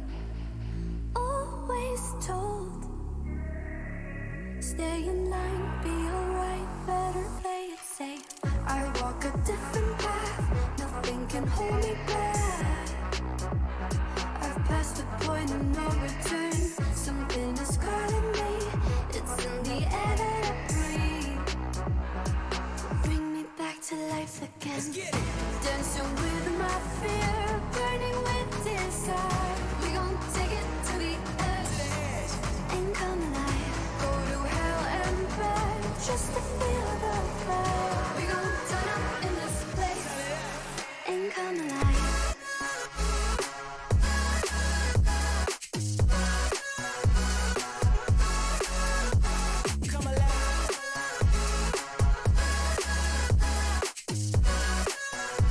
We so high they can't touch us.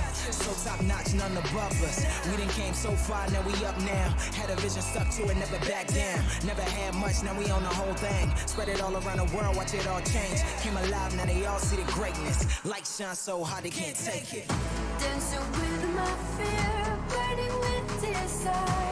We gon' take it to the edge and come alive. Go to hell and back just to feel the fire. We gon' turn up in this place and come alive.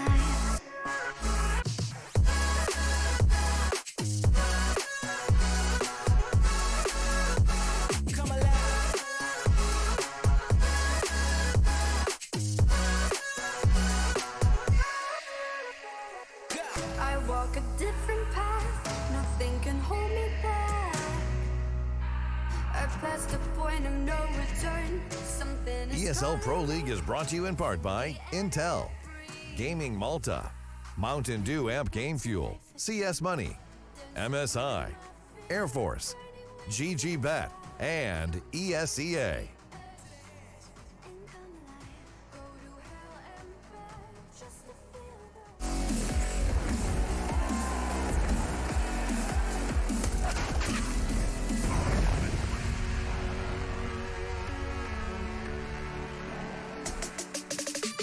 ESL Pro League, ladies and gentlemen. That's right, you are at the right place and exactly the right time to watch us see Forze take on North. In one best of three, to rule them all, at least for the day. This is your head-to-head matchup. Welcome back, everybody. My name being Trace, and alongside of me is going to be Harry and Hugo. We are about ready to kick this one off in the right direction, and whatever direction that might be, this should be a pretty good match. We're probably going north. That's my guess. We're going that way. Up. Yeah. North isn't up. Well, north is wherever north is, I guess. You know, I'm not you nailed this I'm not one. a map man. Yeah, I don't have a dude. compass in my pocket. North is up, south is down, and we're somewhere in between on our way to Flavor Town. I'm Guy Fiery, and this is Ainsley Harriet. We're ready to begin this cooking show. Yeah. Okay, so what are we cooking up today? When we look at this matchup, what is the big plate that we have on our agenda? I don't even know. I can't. I was trying to think of a Russian dish. I can't even think of a Russian dish. You know, trying to relate to Forze. I don't know. Either way, we have North Forze. That's an exciting game, right? I think the map veto is going to be cool when we do eventually get that best of three series. Both teams play Nuke. We had North take on Forze recently back at DreamHack Open Anaheim. North absolutely bodied them over on Nuke, and that's a map that Forze have typically been really good at. In the past, they've shown great results, but as of late, it's been one that they've been struggling on. 25% win rate despite 8 maps logged. That's the second most played. So I wonder if that'll be coming into this series today, considering they've lost to 3 different Danish teams, North Heroic and Copenhagen Flames, on that map. And we love numbers, and boy, are numbers in high supply right now. Let me tell you, Z-Power got an interesting stat to do with the young man that was just on our screen then. This AWP, you're going to see a lot of CT side highlights, and the reason is, T-side, in that entire best of 3 versus Complexity, he managed to get 6 kills with the AWP T-side, right? Trace, how many do you reckon he got CT side with the AWP? Give or take 1,000. He got 47 CT AWP kills, 6 T-side AWP kills. Like that is nuts. He had teammates on his team that like aren't even really the AWPers, outdoing him with the T-side AWP performance, but CT side, no one can touch him. Let's talk a little about the North side of things. Now, obviously, there are some heavy hitters with the side of Forze. They've certainly proved that they can hang with the big boys. Now, North, you look at a team like this, and you're saying, okay, well, there's a slew of players here that have a certain amount of experience and veterancy between them. And then you have players like AZ coming online throughout the duration of the Pro Leagues thus far. Yeah, when we spoke to MSL after their win versus Na'Vi, he quoted by saying AZ was the most complete player he's ever played with. Now, that's a huge statement to say, especially for someone like AZ, who we know can have those superstar performances, but as of late, these last couple of years, they haven't been the same as old school 2014, 2015 AZ. We want him back, Trace, and so far in the Pro League, he's performed. Look at this pistol round 4K. He's absolutely bonkers. Yeah, I think that's the thing, right? For a man like AZ, a lot of people, like, when he kind of went from that transition away from looking sick, and then he went into like that very kind of downward spiral where he had a couple of flat, I mean, really, it was kind of like a flat year or two, right? Like, yeah. And for a lot of time, I think a lot of people were questioning how AZ had been able to maintain this position within the North squad. But now, maybe with some context added in from MSL, maybe it makes sense. You know, the numbers might not have been translating across into the server, but it seems like there's other reasons to keep this guy around. Yes, certainly there must be. because that's the way that this all makes sense. The thing that I need to make sense of now is what maps we're going to be watching here in this opening best of 3 of the day. Now, again, we do have Forze taking on North. What strengths, what weaknesses are we looking for? North should pick Nuke, 100%. It's not been banned in the first round. That would make a lot of sense. Train being picked for Forze, that's a go-to for them. No surprise. North actually only have one logged map on that one at the moment. Nuke coming through. It's a Danish classic. And where are we finishing this off? Maybe even, you know, a middle ground map like Vertigo, because Inferno's definitely... Oh, that's already been banned, rather. So, yeah, it's looking that way. Ooh. Vertigo definitely wasn't banned yet, but now it will not be banned. It will be that decider. Hell yeah. I want a 3-mapper here, Trace. So Train, we're going to start our conversation around Train and what to expect between these two teams. What do we have to look forward to in terms of the AWPs? Well, here on Train, Z-Power, once again, phenomenal CT side AWP. This is a map that's phenomenal for it. MSL didn't really have to see much from the AWP in his hands, honestly, and we saw AZ donning it a hell of a lot alongside him and delivering some big performances there. So it's that double AWP potential over on the North side that I think is the threatening thing. Z-Power hits with kind of the force of 2 AWPers, at least in one half of the game. So yeah, I think it's going to be interesting to watch that one develop. Yeah, I want to jump on the little stat graphic we had there on how numbers can sometimes deceive you. It said that the CT side was more favorable for Forze on Train, and the T side was more favorable for North on Train. That's not incorrect, but North have played this map once. They got 2 rounds back in DreamHack Open Leipzig. It's pretty awesome. Both of them on the T side, and none of them on the CT side against Heroic, funnily enough. So, yeah, it's not a good half for them, that's to say. And that's kind of weird, just to cut you off, because we've seen really, really CT-sided games all tournament long. Yeah, and let me cut you off again, Harry, because shut up. I like that. I like that. Let's talk about a sort of predictions that we could possibly do here. And I'm not sure that we even gave predictions for today, but I want to go ahead and get out in front of it, whether or not we have the graphic or not. Let's begin to talk about who you think is going to walk away with this series now. Not when we see the end of the first map, not at the end of the second. Who do you have, Forze or North, Harry? Ooh, because that's the thing, man. This is so 50-50. Of course it is. I've got to give this one though to. Oh man, I know I'm gonna regret it. I know I'm gonna get it wrong. I'm gonna say North take it. I don't think that's a bad. I think it's a safe bet. No, yeah, but that's the thing. The underdogs have been winning all Pro League long, and if any underdog could, it's Forze, because I think they've looked like the most convincing thus far out of. Oh, I say that. I mean, you know, they're sat down on 1, so... It's going 3 maps, Trace. It's going to be a North win. They're going to take it 2-1, finishing off on Vertigo, losing Train, of course. Of course, we have to go to Vertigo, the final map of the series. Now, we do know what our maps are. We do know we're going to Train, we're going to Nuke. We're settling this on Vertigo should we get there in this best of 3. But I think it's pretty obvious that North have a pretty good chance at winning this. Now, let's not discredit the fact that there's a ton of firepower to be absorbed over there from the side of Forze. Now, without any further ado, I would love to get into the game. We are almost done talking, which does mean we can start soon. Yeah. We're done talking, so we can start talking. Yes. This you know, Train being the first map, this is going to be interesting because famously for North, especially under MSL's kind of jurisdiction, this was a map that was played on and off. I think largely the reason why MSL kept this in North's pool early was because when Cadian took over this North squad, similar to what he did with Rogue, he really tried to make Train one of those staple maps. And so I feel like MSL's tried to keep that light burning, tried to continue with some of the work that other players have started. One man that I really want to be keeping an eye on is, I was going to say Gade is usually someone who floats around over here towards this B site as a bit of an anchor, but he's actually over in the Pop Dog now, and instead we've got Cajun B and Kirby up here towards the upper halls. MSL's gone through this smoke down in Ivy. He's going to get put down by Face Crack, and that's the man advantage taken now for Forze in this pistol. Ivy control gained, and for Gade, he is in a horrible spot right now.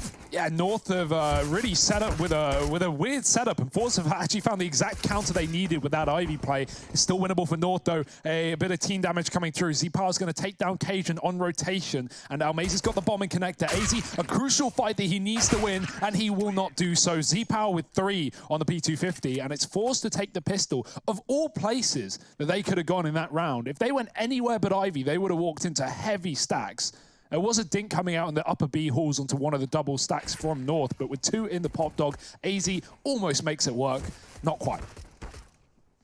And as we say in the industry, Trey, second is as good as last. Well, more like is you would know if you paid attention and read books in school, if you're not first, Your Last, and that is to the great author Ricky Bobby. So you guys can look that up on another time. I can't read.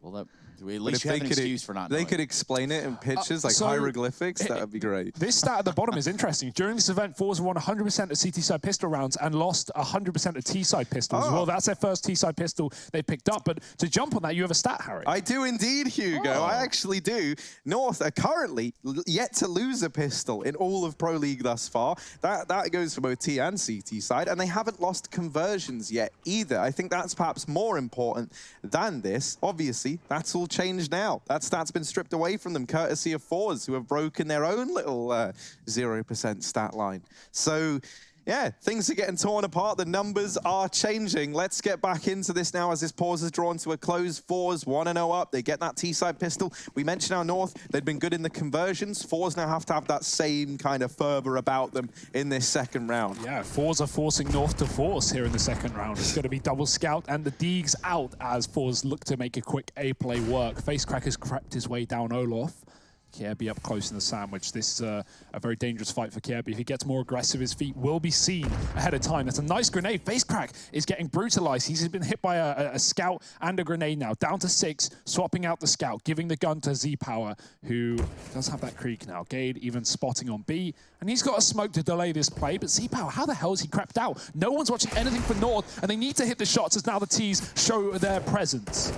Yeah, Kjaerbye saw the shadow of Almazer getting up on top of the train, but communicated that across to Cajun B, but no kill was found. Now he goes running into the pop dog. Jerry's heard this. Jerry's waiting, and that's a kill there, guaranteed for Scary Jerry up at the top of the ladder. AZ gets one, but before that, he's actually traded. Doesn't get out of danger, and MSL, the last man left standing.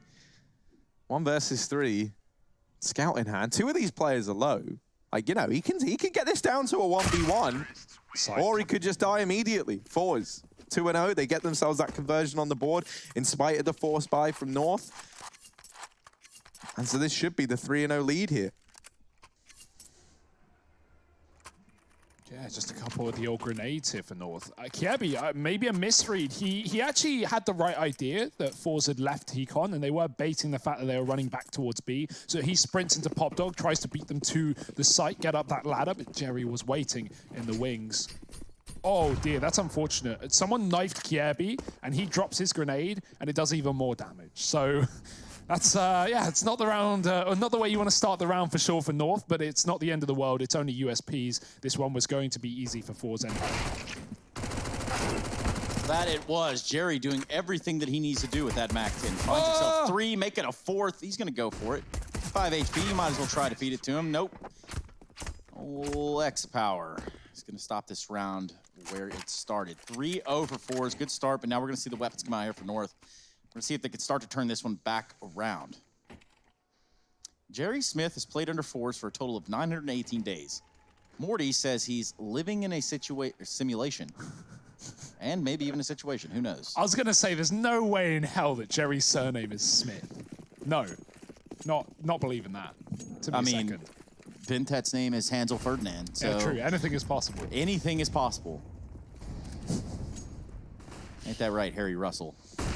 Yeah, it's the age-old saying. And in this round, Almazez trying to show exactly why we utter phrases like that, but he's actually immediately cancelled out. Facecrack keeps things in the advantage of Forze. Kjaerbye creeping up. Uh-oh. Woo! Express delivery. Oh, no! Kjaerbye tries to play it a little too smart. And Jerry, no, I'm not going to let him get away with that. Continuing to push up towards the bomb train as Jerry Gade bites the dust, and it's Cajun B alone towards the backtracks, moving into CT spawn. Doesn't have a kit. There might be one that he can retrieve somewhere in the map, but it's not looking great for Cajun. Oh. Peace out, Cajun B. That entire round for North is just a series of unfortunate events. Spotting one player and then just getting headshot by another. Forze, great round so far. Just so keen in getting out into this yard. And here's the value of having those Molotovs on the CT side. As Chad will tell you, you want those mollies down in T-Con trace. You don't want Forze running out like madmen. But that's all they've been doing on this T side. Almeza getting quickly out into the site in the previous round. We've seen Olaf plays almost every single round of this map so far. North Another eco. No more utility, no more money, no more guns. Should be a 5-0. They say, mo money, mo problems. I say, no money, no problems. Check this out. This is CSGO. We're talking pistols and what they're capable of doing. And right here in this moment, I see 2 Deagles. I see a CZ, a P250, some various grenades coming out over there to include 2 HEs and 3 flashes as it stands. Do you see an opportunity, Trace? Do you see a chance? Likely not, but we're going to find out. Again, these pistols really are a bit volatile. Sort of like the water. Water? That Harry's drinking right now. Hey, that's a clear liquid, but it ain't water. Just vodka. I'm just, yeah. Nah, I was just like Pedialyte. It's like lemonade or something. Here's the Hand sanitizer. keeping it clean. MSL over here towards the back of Brown. Gonna try and flash Cajun beat down into Ivy. Deagle retrieved. However, his teammates are dwindling, and that Molotov's gonna burn down one now. MSL, sure he gets a kill. Cajun B's alone again. He's retrieved himself a Krieg. This bomb for Forze is still dropped back. They're actually just looking to take this gunfight onto Cajun. And that's a bit scary. Forze are already looking very, very confident. I don't think that's a good sign for North. I think as well, something that's always hindered North a little bit throughout these last few iterations of this squad is the lack of like a super consistent, high-fragging, AWPing power on a map like Train, right? You think back to even when they had Yugi in this squad. This was a map, I think, honestly, he was pretty all right on it, but I just don't think Yugi was the most consistent of AWPers, and that was very much his trouble. I think MSL here, he could run into the problem that he's not able to outdo these fast plays from the Forze side on that big green gun. And a part of me maybe even wonders if that's why we've kind of seen this rotation of Gade away from B over towards the Pop Dog E-Box position. You know, someone who we always kind of revere for his ability to anchor a bomb site. Well, he's been moved over with AZ to play this kind of main area. Forze are going to pick up a 5th round as the bomb explodes. And they're going to continue their streak here. 5-0. No answer thus far for North. Yeah, but now the guns come out, right? You have to remember, North haven't had a proper full buy all game long. And sometimes the T-sides of Train do start this way. If you can get that pistol round locked in and you can deny, you know, those early buys, the early buy, the first rifle round with limited utility. This is often what happens. North, however, now need to shut this down. The double AWP might be the solution. The incendiaries need to come through, and Forze have an AWP of their own. Flick's going to be picking that one up for the time being, potentially playing it off a spawn as he runs in towards the B site. Going for that fight towards Gade. He spots it and bails back. Doesn't want to take the risk. Doesn't want to lose his life. And so the guns get traded. Forze taking their time on this one, knowing that North have the weaponry to fight back. But are they prepared for the double AWP? That's the question. We've got MSL inner playing towards a connector. Cajun watching Ivy. And Z-Power's going to show off his as well. A lot of room control here from Z-Power. And that AWP trained up on the E-Box. Looks like Forze still want to toy with the idea of going on the inner site. At least Gade over there to respond quickly. MSL with the AWP back towards connector. So that first smoke's going to come out. Some flashes to follow. MSL's going to pull a shot off. Gade's going to be there to support him. Finds 3 of his own. Make that 2. MSL's there as well. So just Jerry 1v3, and this is looking like a North round all day. Ooh. Even gets legged on the exit. Cajun will finish off the job with another shot. And there we go. Yeah, you're right, Trace. North. First round on the board, starting things off as they should. But remember, Forze did go 5-0 up. They've got money for days, and they're going to be reinvesting straight into this round. And, I mean, you know, I was mentioning how Gade had been pulled away from that B bomb site. Well, he's actually back there now. And we're into this kind of standard setup that we know and love, or at least how I imagine this North squad would divvy up these defenses. It's MSL holding down towards connector, and Cajun is playing that Ivy position with the AWP.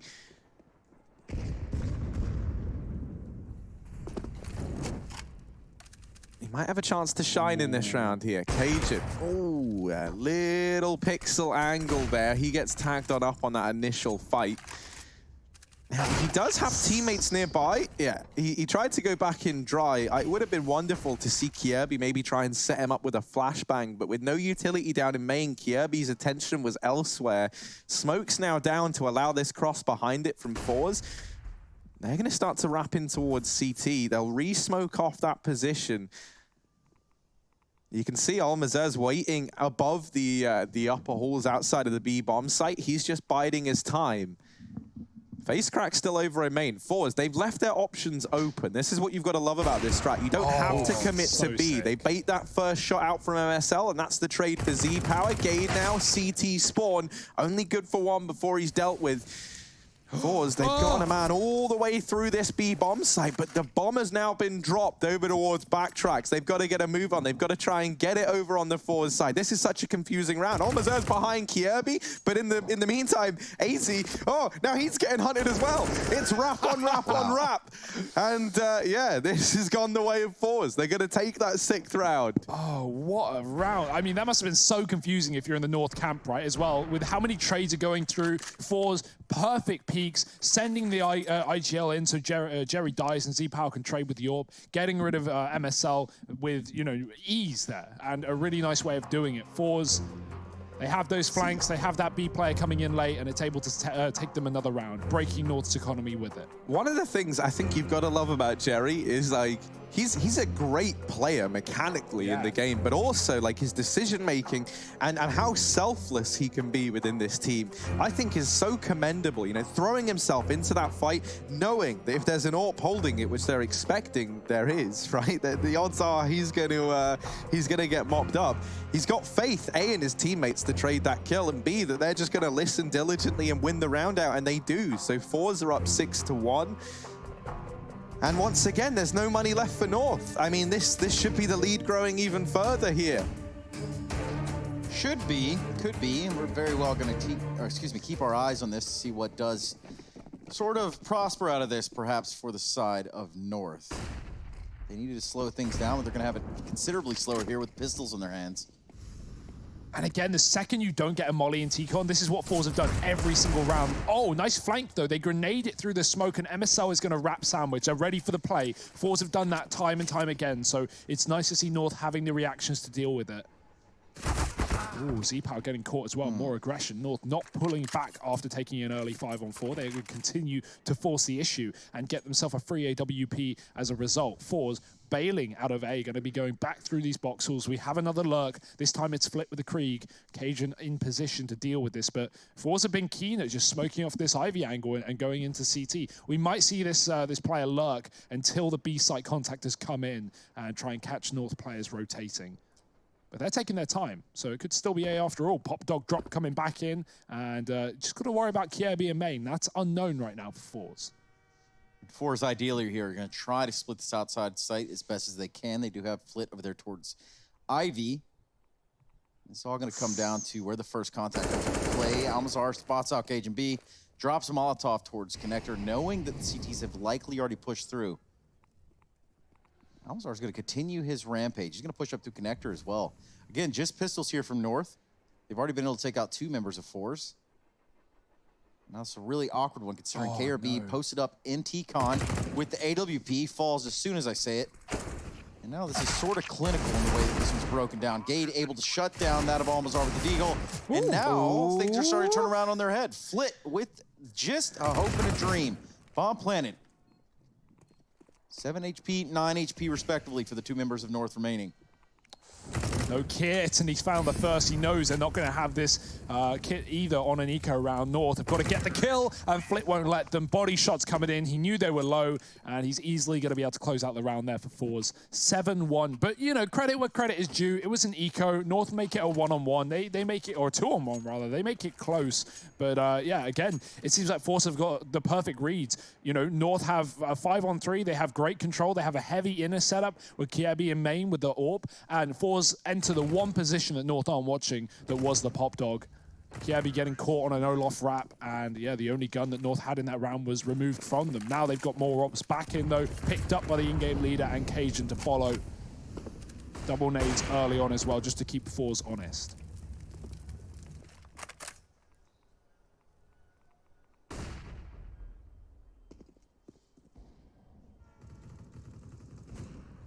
Yeah, now Kierby's going to aggress over here towards main once again. try and set himself up over here in this side of the map. Those Molotovs actually force Z-Power out into the open. He still is able to remove AZ. Now, Kirby snuck up on top of the blue train. Ooh, he's working with small margins, but he's been able to dodge around with these flash. Oh dear, how's this happened? Oh, Maze is all the way into B and North and not ready. And this is the thing. I think if you're a team like North, you've been used to playing a lot of the times versus these European teams where they do like to kind of give some respect and take things slowly. This is one of the differences of this Forze squad, is that they love a bit of just, you know, taking advantage, playing it fast, playing it what looks like a little bit reckless, at least in the heads of your opposition. And I think North needs to be a lot more ready for some of these faster plays that Forze are going to throw on in. This is a 3-man save. One other thing I wanted to touch on is, Hugo, you'll remember this, right? We casted that North versus Astralis game last season of Pro League. Kirby, you know, dropping, I think, 40-something kills in that map.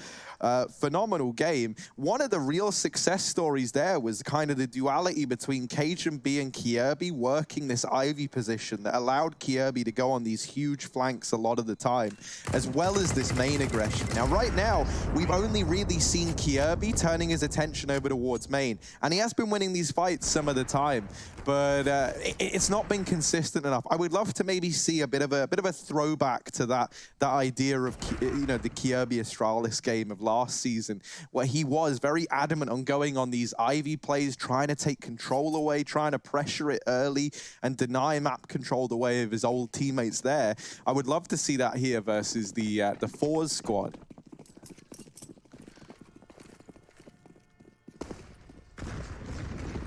Big grenades coming through here. No damage, though. Look at this. They're playing very close in the yard. North are with these rifles. They're even going to go as far as to get ladder control. Forze still pretty split up throughout the map. They haven't really taken the halls there towards center just yet. Playing it slow. Remember, Harry, slow is smooth and smooth is fast. Slow drop, smooth kill. What film is that from? It's not a film. Or is it a show? It's a way of life. Is that just the thing that you've said to me before? Yeah. I said it yesterday. I wanted to make you think about it a little bit more, you know? So. Yeah, He's telling you to shave your head. Oh, okay. Well, not necessarily, so to say. But this round has really not gone well here for North. Just Gade left in a 1v5. So far, no weapons taken out of the hands of Forze. We're going to see a bomb plant towards this outside site. Gade's going to rotate through CT spawn from the look of it. But even then, his rotation might not do too much good. He's going to wait it out. The odds are not there for him. And this, being real, this is like pretty grisly right now. You know, Forze are just running into this A-bomb site time and time again, and often having a lot of players surviving. You know, I mean, this round they've managed to keep it flawless. North down 1-9. Something has to change, and I think if there ever was a time, you know, to try and throw in one of these rounds where you switch something up, why not now? You know, like it can't get worse than this. So. 9-1, and yeah, at least there's money over on the north side. Cajun's going to be a little bit limited, but the rest of the gang are there. Man, we had AZ popping off yesterday. We had Cajun B with a phenomenal series topping the charts. You know, Kirby was up there as well. They finished that plus 18, plus 7, and plus 6 respectively. So, oh, there we go. Kirby dropped 40 frags and a 1.59 rating on trade against Astralis. Yeah, that's the game that we were on about. And this is where, you know, I would love to see him maybe try and channel that energy a little bit again. This main aggression that worked then versus Astralis, not really working now. But who says that that pop dog play, Ivy play won't? Forze, they have been trying to take it. They have been showing a couple of players towards Ivy at the very, very least. And if you're able to set someone like Kirby up there, even with a flashbang, you know, we know that Cajun's playing down towards that side with the orb. Admittedly, he doesn't have it in this round. But if anything, that kind of makes me want them to try it even more. I feel you, Harry. I do feel you. Anyway, this half really slipped away from North so far. Almazar working his way out of ladder with a quickness. He's going to find himself already out to E-Box. Face Crack's going to be joining him. vulnerabilities here. FaceCrack just edging his way up. He has not looked on top of blue. They're going to pass like ships in the night. And now the noise has been rang out. Caribbean finding 2 with his M4. Ultimately, this A site is just moments away from falling. AZ can't seem to do anything about it. And again, just Gade, life of a B player. Or life of Brian. Yeah, so in that round there, MSL tries to peek the upper halls at the B-bomb site, hoping that there is maybe a change that North needed.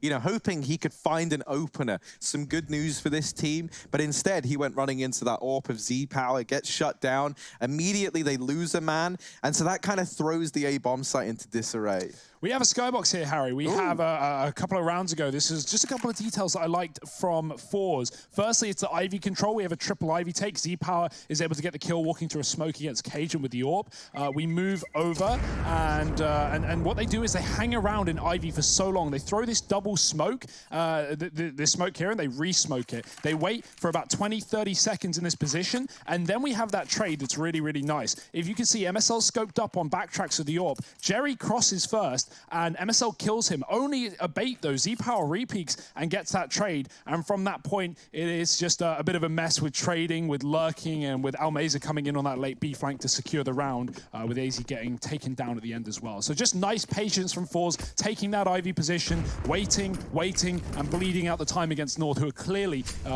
feeling scrappy right now at a man disadvantage in that round.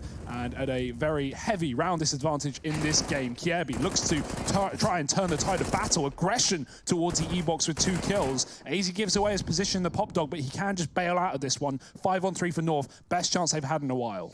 And it's always Kiebi winning these openers. It is always him. Train feels like a great map for this man. And this round is showcasing exactly why. Man, if he's doing this, let him do it. Kiebi, the hat trick in this one. And maybe that's what North need if they want to salvage this in any way. Maybe they do just need one man to be the flagship leading the charge. MSL's beaten Jerry over towards B, and this leaves Split alone.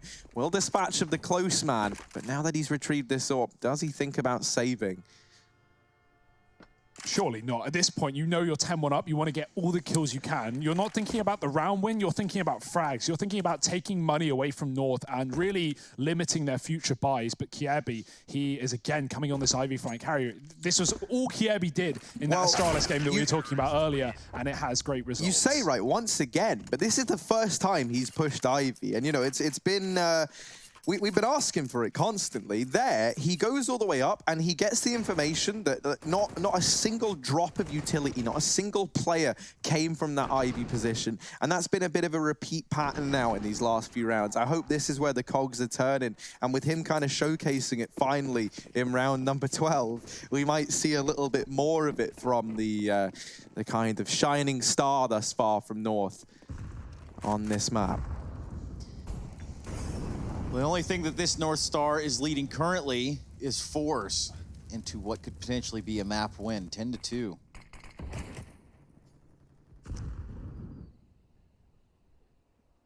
Don't worry, guys. North's good side is the T side, remember? Yeah, man. 2 rounds against Heroic back at Leipzig. Could be worse. I mean, they've got 2 rounds right now, so, you know, double it down. Kiebi, I think he might have been spotted there, face crack. He's playing with it. Kiebi getting the Krieg kill. North, again, man advantage. It's only coming down to this one man who is forcing the engagements and coming out on top more often than not. MSL with the AWP as well, laying down the pain from the site. He's got support. Again, AZ's pushed inside a pop dog, and that allows MSL to hold aggressively inside of A. Talking of aggression, Almeza's found a gap in B. He's been so good at finding these little openings, these little opportunities, and Gabe might be in a world of hurt. He might be. There it is. There's the pain that we were talking about. Flit and Almazar. He's going to drop that smoke there towards connector to maybe draw some attention to the fact that inside is compromised, which it certainly is. However, MSL is too aware. 200 IQ, and he's going to go and drop the bomb there towards Ivy. 30 seconds left on the clock. Almazar is going to peek through connector. Now that they know exactly where he is. Save time. Save time. Not a jam in sight. Harry Russell's in sight, though. I can see him clear as day. Harry, what's up, man? Yeah, you know, nothing much. I mean, right now, this is North with a real potential to salvage something from this half. You know, they were in a spot where they had no money. Their backs were against the wall. They were having to, you know, buy and then lose around and then save and then they partially invest and then they save and you can get stuck in that pattern. You can get hammered down. And so the fact that they've kind of broken out of that and now they've actually broken the economy of Forze, well, there shouldn't be an investment in this round from the T side. That Krieg is all they should have to work with. And so for North, you know, a 5-10 half, suddenly when you say it like that, okay, you know, T-side might be a bit tricky for them. But I think there at least, you know, you can use the players that are stepping up to create the space for the team. You can send g.Sovetский in. You can rely on him, heck, in the clutches, you know. You can have the other players that are maybe struggling be the ones to throw themselves in, get g.Sovetский the information, and have him play around it. So you've got your options open. None of that would have been the case if this had just continued to be a steamrolling in the first half. So North, there's still a chance for them in this map. Here comes the tram, chugging its way down through the B halls. There's an AWP posted. It's waiting. It's ready. But MSL can only get one kill at a time, you would assume. If a pistol drops first, that should set the Krieg up for success, and legs have been seen. It's to bait a shot. That's a smart one for Forze. They know they can get out now with only taking leg shot damage. g.Sovetский has been dinked as well further back towards the tracks. Forze get a kill with Glock somehow. The trade is in. The Krieg have to be retrieved by Flit, and the bomb plant's found as well. g.Sovetский saving the day with 2. This retake well and truly on. Should be no problem.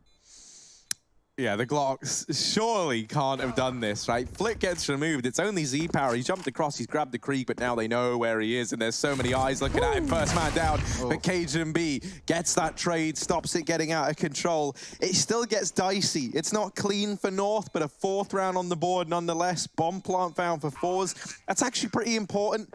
You know, Always would have been coming into this with just an AK and armor were it not for that bomb plant. Now they can get the AWP. They get utility on everybody here over on the T side. So Forze, they are very, very happy with how that round pans out in spite of them not picking it up.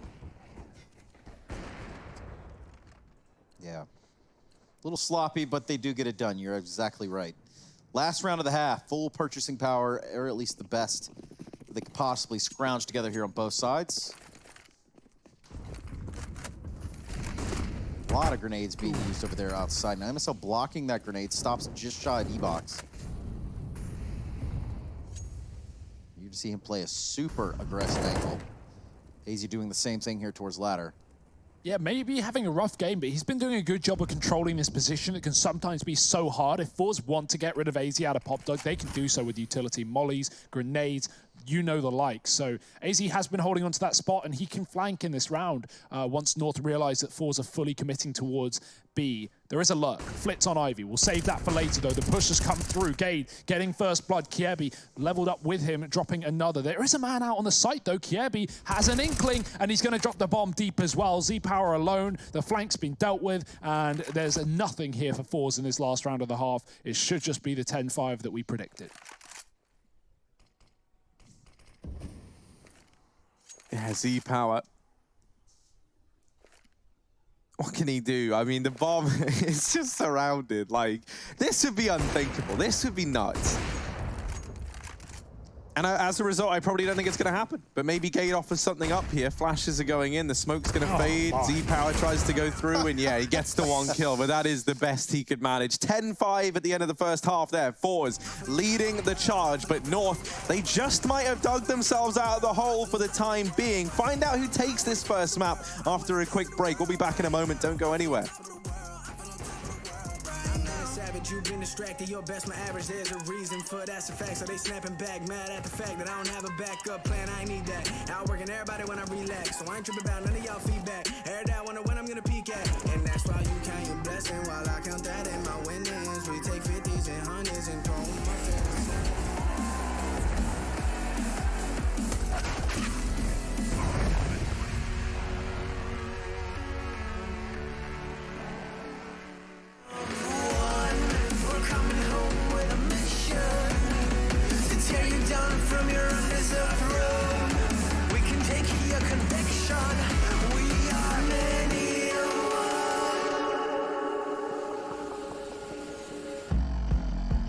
call it a virus.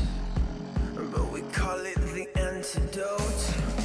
It's an answer to silence. The future is here to revolt.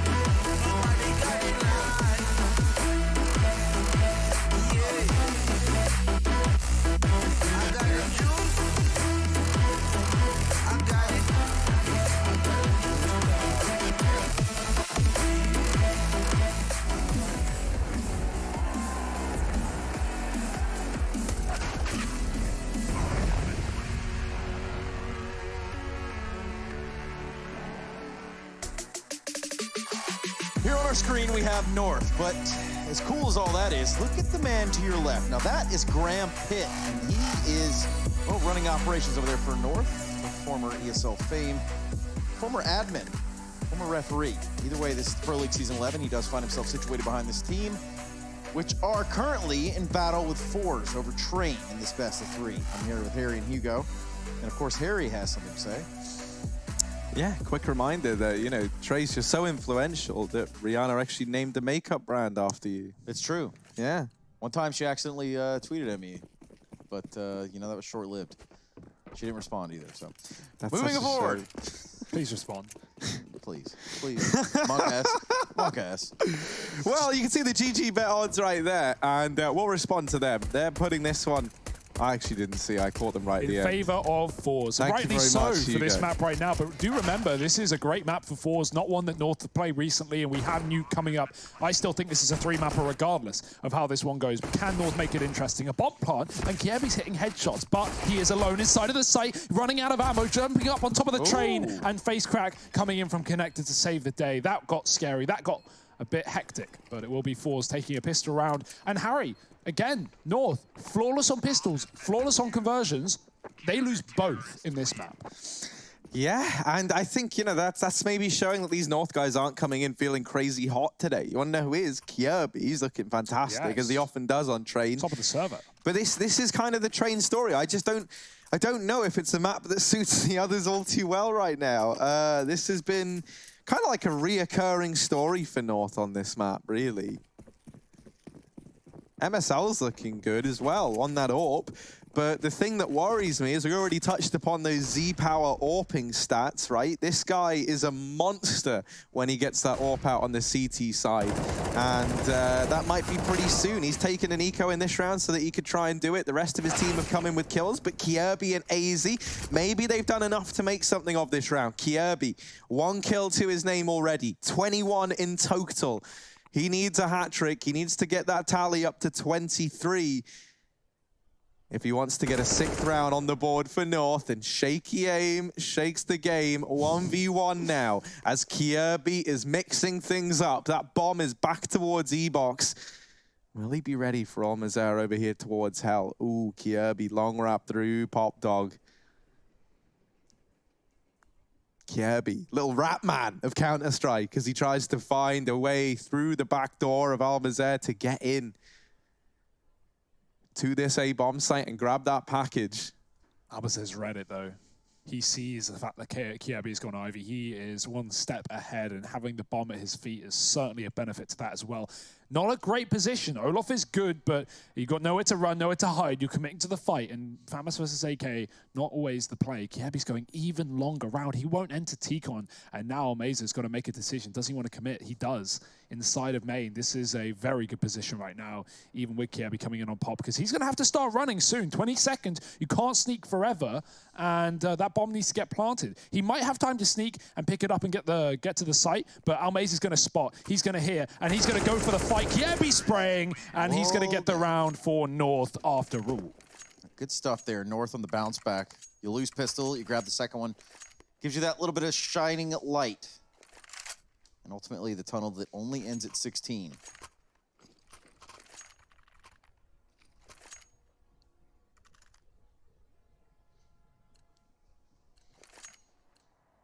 Yeah, and you know, we touched upon the fact that Z-Power had saved some extra cash to try and bring that AWP out. Well, obviously, with the round not going their way, that's now a kind of distant memory. He's gone for a scout armor investment here, left himself with $2,000, so that AWP is still coming. It's a little bit delayed, though. Face Crack's gone for the Nova. Now, I love the Nova. He's taken that over here towards Pop Dog. AZ and Gade have dealt with everybody inside of the A-bomb site. Face Crack is having a bit of an identity crisis, bless him. He's actually joined the T side here. He's wrapping in behind enemy lines. However, I don't think anyone from North is going to be ready for this. There's no way if you're MSL. I mean, come on. Come on. Sure about that? You're not sat there if you're MSL going, I got to watch out for the Nova rotate through, like through the back line. No, but he's ready and waiting nonetheless. North are going to take this 7th round, 7-11. No money over on the Forze side. And yeah, they've dropped the ball on this one, much akin to how I've just dropped everything else.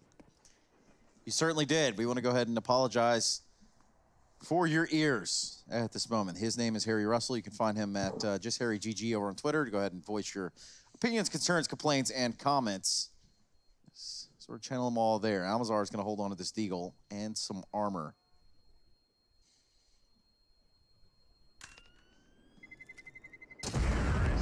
There it is. North with a 7th, and we'll continue down the path. 5 alive for North, too. That's going to help them out, give them a little bit of a cushion going forward.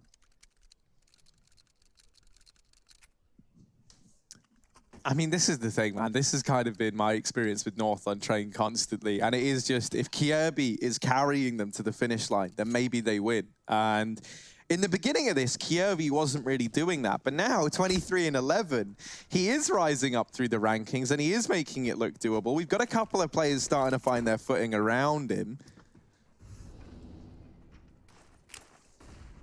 Is it going to take another 40 from Kirby to find success for North on trade? Jerry's been dealt with. AZ's mopping up eco frags, and oh, he's good at that. He loves getting fed, does AZ, but this time, eyes bigger than his belly. He gets taken down. Almazer, last man standing in the 1v3, but there's no hope for him here. No, this would be surely an insurmountable task. That 12 HP, regardless of how low KGB is. Real good chance that this one doesn't aggress any further than it is, and we put an 8th on the board for North.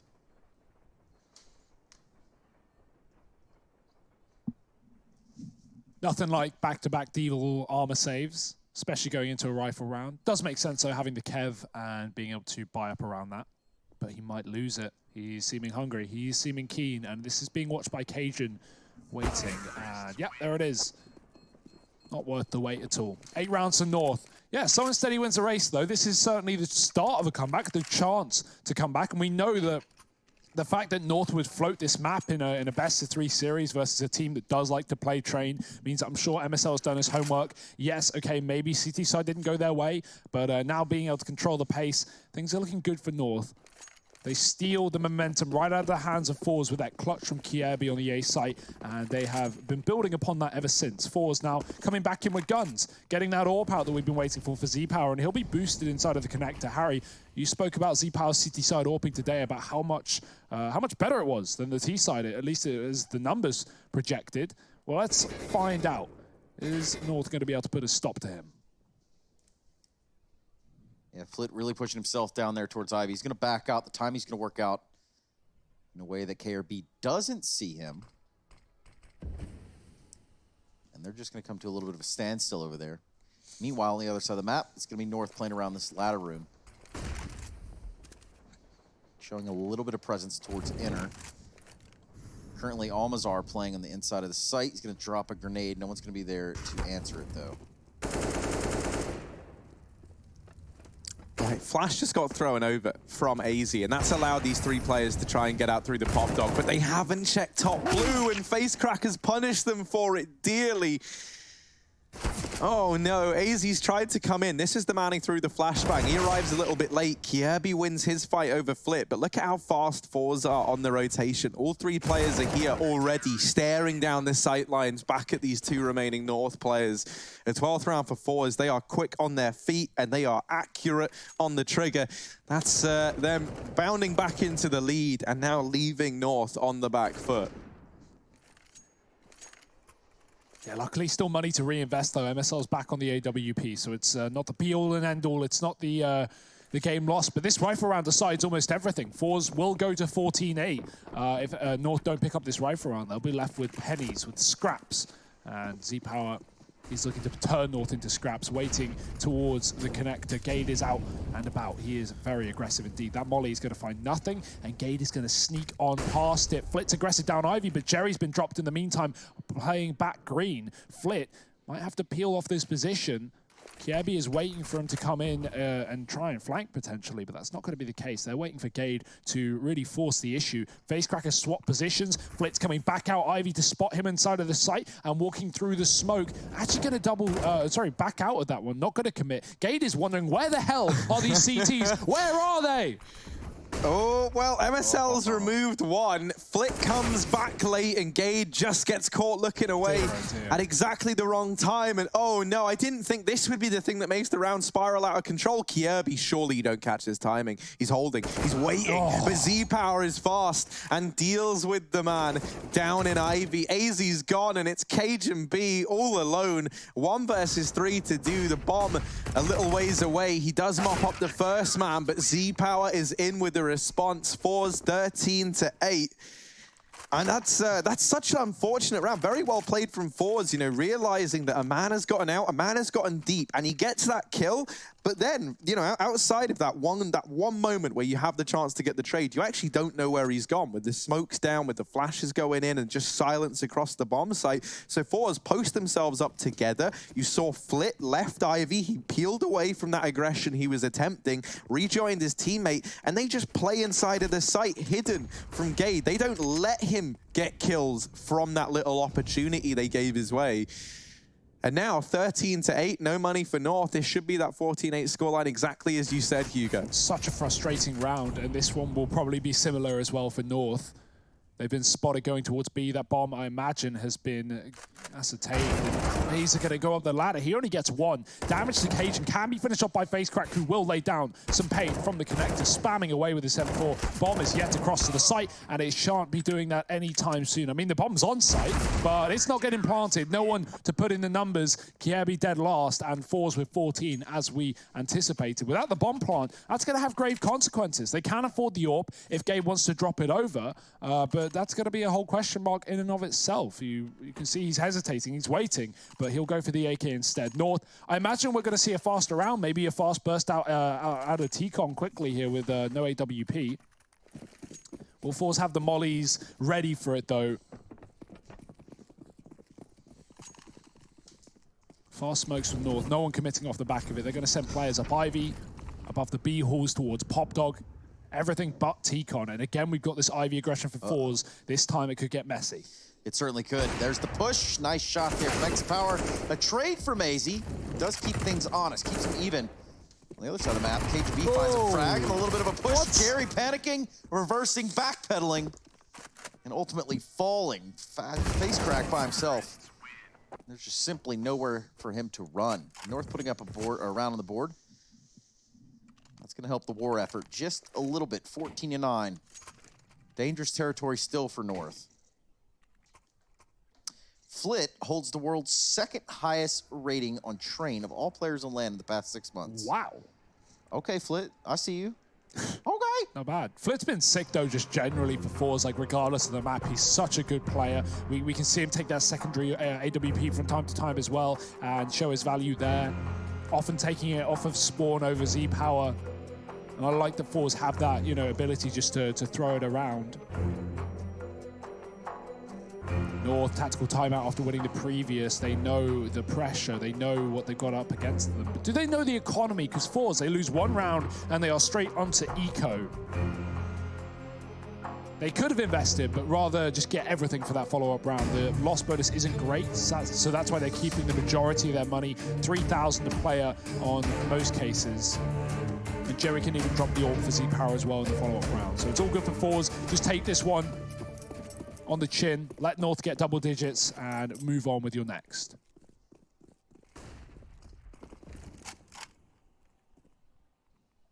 That is the plan. Oh, here he is, Mr. Second highest rated player, Flit. Number 2. Here he is, down to, oh, well. Really built that one up. No love for Flit today. I thought it was going to be his moment, but apparently not. Face crack, only good for one. Z-Power dancing, trying to stay alive, but Cajun B there bails out Gade from the danger. 10th round for North. They'll reach double digits. Investment back in. Jerry's dropped the AWP over to Z-Power. He's now got that back in his hands. And that's the thing, man. We have the stats from that game yesterday to have reckoned that the CT AWPing was going to be better. I really didn't think we'd see it immediately kick in as fast as we have. He came into this second half like kind of middle of the pack, nothing special on the back of Z-Power. Well, now he's tied for top of his team. He's risen up through the rankings, and this AWP has just been shutting down North time and time again. MSL. Now we need him more than ever, really, to try and answer back. Even then, I don't know if the answer to this AWP on the Forze side is going to rely in kind of counter-AWPing it for North. I feel like maybe avoidance via utility might just be the way to go. Look at how North has set up on Ivy. They know how aggressive that AWP has been, like you're talking about, Harry. This is, I mean, I like it. It's kind of like gimpy, but you could get collateraled here. You could easily lose both your players. But what kind of AWP is hard checking this angle? No one. The Z-Power kind. Yeah, I guess. Luckily, he's on the other side of the map right now, rotating off of B as North put pressure on that A site, but Flit will take first blood. That is a huge kill to find onto Kirby, the only man who's really been doing anything. So now the rest of the guys have to try and pick up the pieces. MSL and AZ both get annihilated over in main. And Z-Power, uncharacteristic miss. That might have just given Gade a foot in the door. Flick round, but Almeza there with the element of surprise. Forze are going to reach 15. You know things are rough when Trace drops an oof. I mean, I haven't heard him say that since, what, 2018, 2017? It's been some time, Yeah, man. you know, I've been saving those up for, you know, appropriate times. Stocking. Right now, North sitting on the precipice of an L on this first map. 15 here for Forze. We will transition into Nuke after this, but certainly this isn't what North had in mind. Yeah, I think expectations have got to be realistic, though. You know, if you're North, you're thinking more to your map pick than anything. And not to say that that's in the forefront of their mind right now, where they're still live. It's still a winnable game, but, you know, going into this, it's a rough one. And MSL will be the first to fall, the bearer of bad news here for North. Aggression, Flip flashed up, and he's dropped the bomb, and 2 more to follow. Oh, dear. North are getting scrambled. They are. Not an egg in sight. But certainly MSL rushing through that Molotov. Ooh. Nice shot from Gade. Okay, so 2v4. Bomb down at Ivy. Full control for Forze. They're going to push all the way down to T-spawn. This is not going to go well. How do you even begin to approach this round if you're North, man? There is an AWP staring down the longest avenue in the game, just waiting for you to peek this corner. And the fact that Cajun's only got, if he nails this, you know, I'll be left speechless. I'm probably alt F4ing out the server if I'm Bastion. That's our observer, by the way. Let's see. Does Cajun? Oh, yes. Okay, boost Yes. up. I like Cade this. goes up and over. Jerry, not considering it, but his spidey senses start tingling. Cajun B now alone. Smoke's gone down. He waits for Jerry, but Jerry waits for no man. And maybe he should have waited for Cajun B. 1 versus 3 now. Flit looking for magic number 4, and shots are rallying through this smoke. There's 2 AWPs looking at it. Cajun, you're not doing it, man. You're not winning this. You can try all you like. What is this? Smoke fades. Cajun's down, and Forze take the win. 16-10. They'll mop up their map pick with ease, barely breaking a sweat in the train yard. Nuke's up next. That's the map pick of the North squad. Find out if they can bounce back or if Forze are going to run away with this entire thing after a quick break.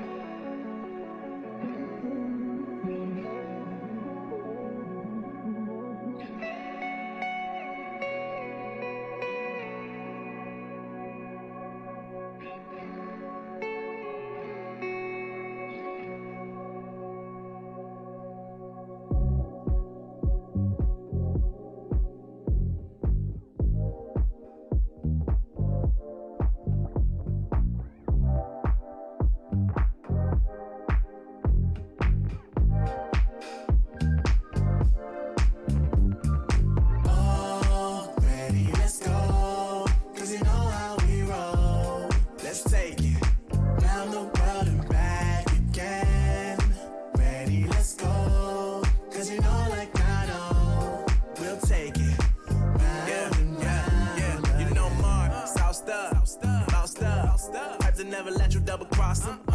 Moving through the city like it's Gotham. They told me get one, so I got one. Stop saying you're a boss when you not one. You ain't sacrificed, nah, you ain't lost none.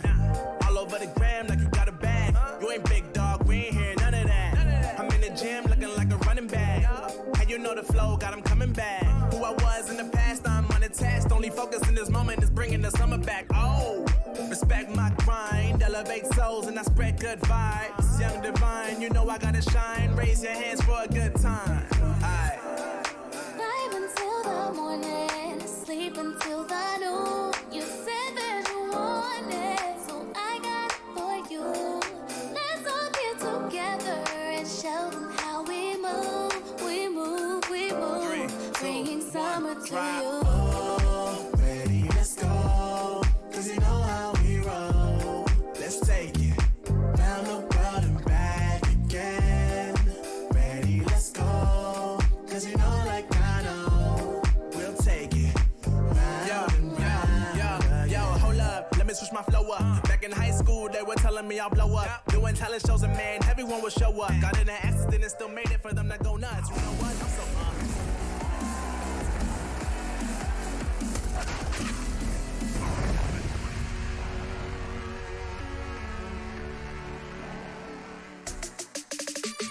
Cool. So the first map is done. Train is dusted. We're going to be taking a look at the statistics and breaking it all down for you here at the ESL Pro League Season 11. And surely there are some things to be said. KRB sitting on 26-17, over 180 R, but, well, it's pretty much in vain, at least for this map. Meanwhile, Forze secure a W, and that is going to be a good place to start this conversation. My name is Trace. Welcome back, everybody. I've got Harry and Hugo. Fellas, what is your take on this as it stands? We know it was Forze's map pick, but when we look at the whole thing, big picture, what are we thinking? Unsurprised. It's kind of what I expected. I thought this was going 3 maps.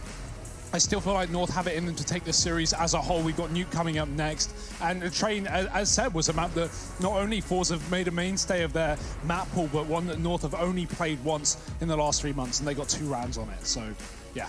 Yeah, I think starting by looking at Forze is a good place to begin, right? This man on our screen, Z-Power, I think he was a pretty big key to success in that second half. And that was what we expected, kind of to a T from this man, right? He was looking very, very good. Think back to that round where he pushes into Ivy, into that 2-man hold of Kirby and AZ, I think it was. Yeah. And he just deals with both of them like it's nothing, and they're set up for it. You know, his CT side AWPing is terrifying. Train is like a playground for this Forze squad. And for North, it's a map that, you know, kind of like problems of old squads is rearing its ugly head once again on this map. And it's still really the only shining light has been Kirby for me. I haven't really looked at anyone else in that squad and thought that they've been sick on this map just yet. So I don't know if it's a matter of needing more time to start to work it out. I don't know if it's a problem of players maybe just not being in the right position or it just not being a good North map. It seems like right now, Kirby is the only man that's happy in this setup. He loves it. But he does love it. That's the thing. Of course. He absolutely loves it. He smiled earlier when we were on camera together. I mean, it was a great sort of thing that happened here. Now we look at it, Kirby taking some of those smiles, running to the bank here when it comes to the map. But the rest of the team not really catching up. You look at this and you look at the statistics, you're going to sit here and see that the first kills very much going in the way of Forze. They do win them out 15-11. So right off the top, that's not a great start for the side of North. Yeah, I mean, certainly, but again, you know, I'm just going to rinse and repeat. Nuke, Vertigo coming up next. Maps that North have looked very favorable on forever, really. I remember when Cadian joined this North roster as well. That's when they tried to implement Train into this map pool, and that's the last time we really saw North ever play Train. And yeah, okay, it went okay. You know, Cadian led a pretty good T side on that map, but when MSL came back in, again, scrapped from the map pool. We see them play it at least. They float it in the best of 3, but that's only because they have that insta-ban of Inferno going straight in for a map, again, that Forze have shown versatility on. So, yeah, Forze definitely have a big map pool, but with Nuke and Vertigo coming up next, I'm remaining positive for North.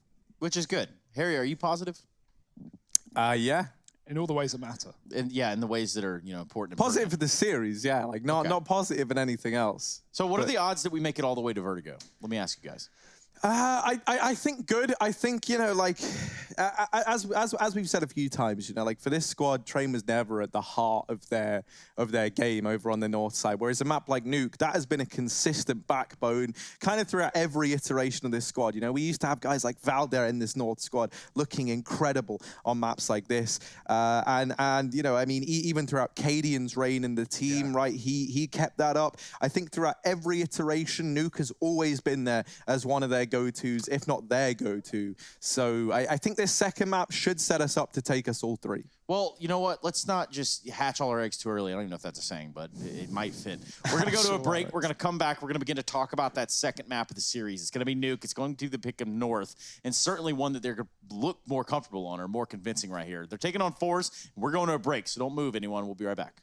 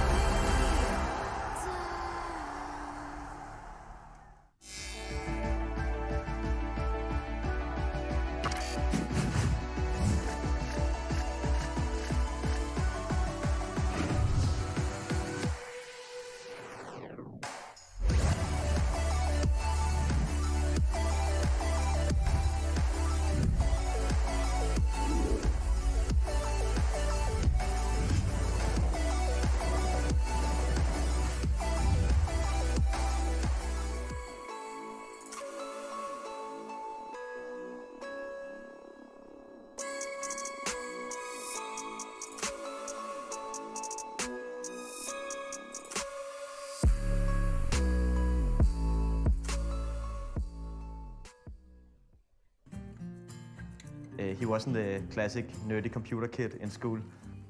He was one of the ones to get a girlfriend first and a very social person. Typical for Finn is that he is very determined. Ist egal, ob es jetzt beim Kartennis spielen ist oder beim Tischtennis oder beim Computer, er gibt nicht auf. What he really wants is to win a major. It's his dream, and therefore it's also my dream for him to get that.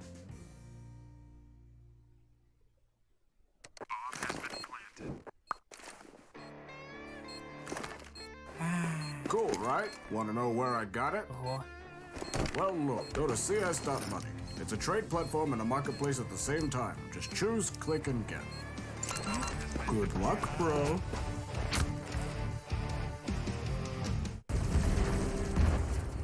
Everybody loves an underdog. Who needs to be liked? Mountain Dew Amp Game Fuel. Victory in a can.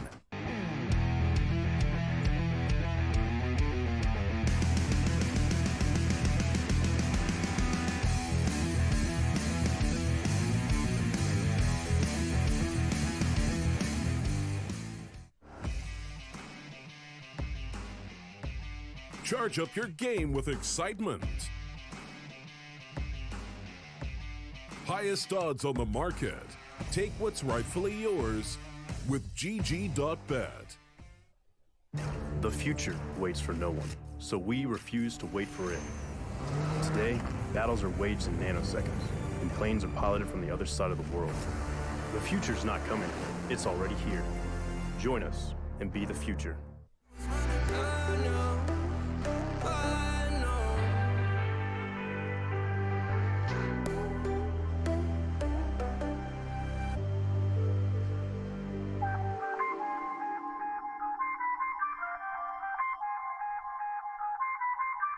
I feel on top of the world, I feel on top of the world right now. I feel on top of the world, I feel on top of the world right now. I always wanted the world, I wanna conquer the world right now. I feel on top of the world, I feel on top of the world right now. I call the shots in the man with the plot and we only go bombs away. Ain't no one protecting my mind as a weapon, that's why I'ma dominate.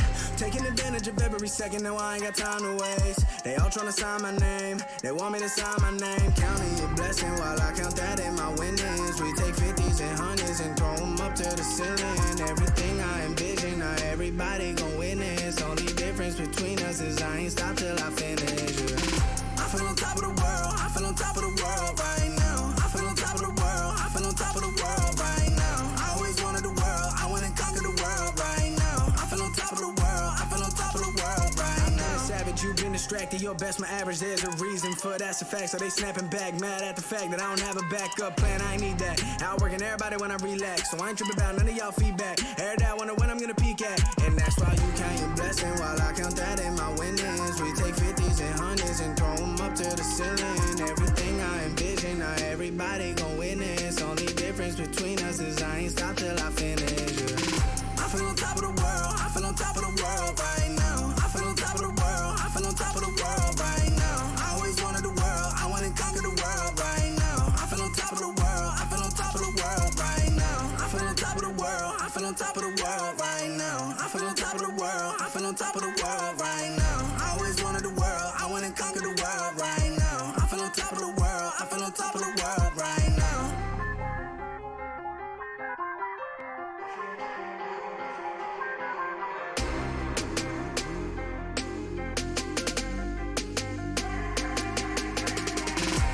Shots in the man with the plot and we only go bombs away. Ain't no one protecting my mind as a weapon, that's why I'ma dominate. Taking advantage of every second, now I ain't got time to waste. They all tryna sign my name, they want me to sign my name. Counting your blessing while I count that in my winnings. We take 50s and 100s and throw them up to the ceiling. Everything I envision, now everybody gon' witness. Only difference between us is I ain't stop till I finish. Yeah. I feel on top of the world, I feel on top of the world right now. I feel on top of the world, I feel on top of the world right now. ESL Pro League is brought to you in part by Intel, Gaming Malta, Mountain Dew Amp Game Fuel, CS Money, MSI, Air Force, GIGABYTE, and ESEA.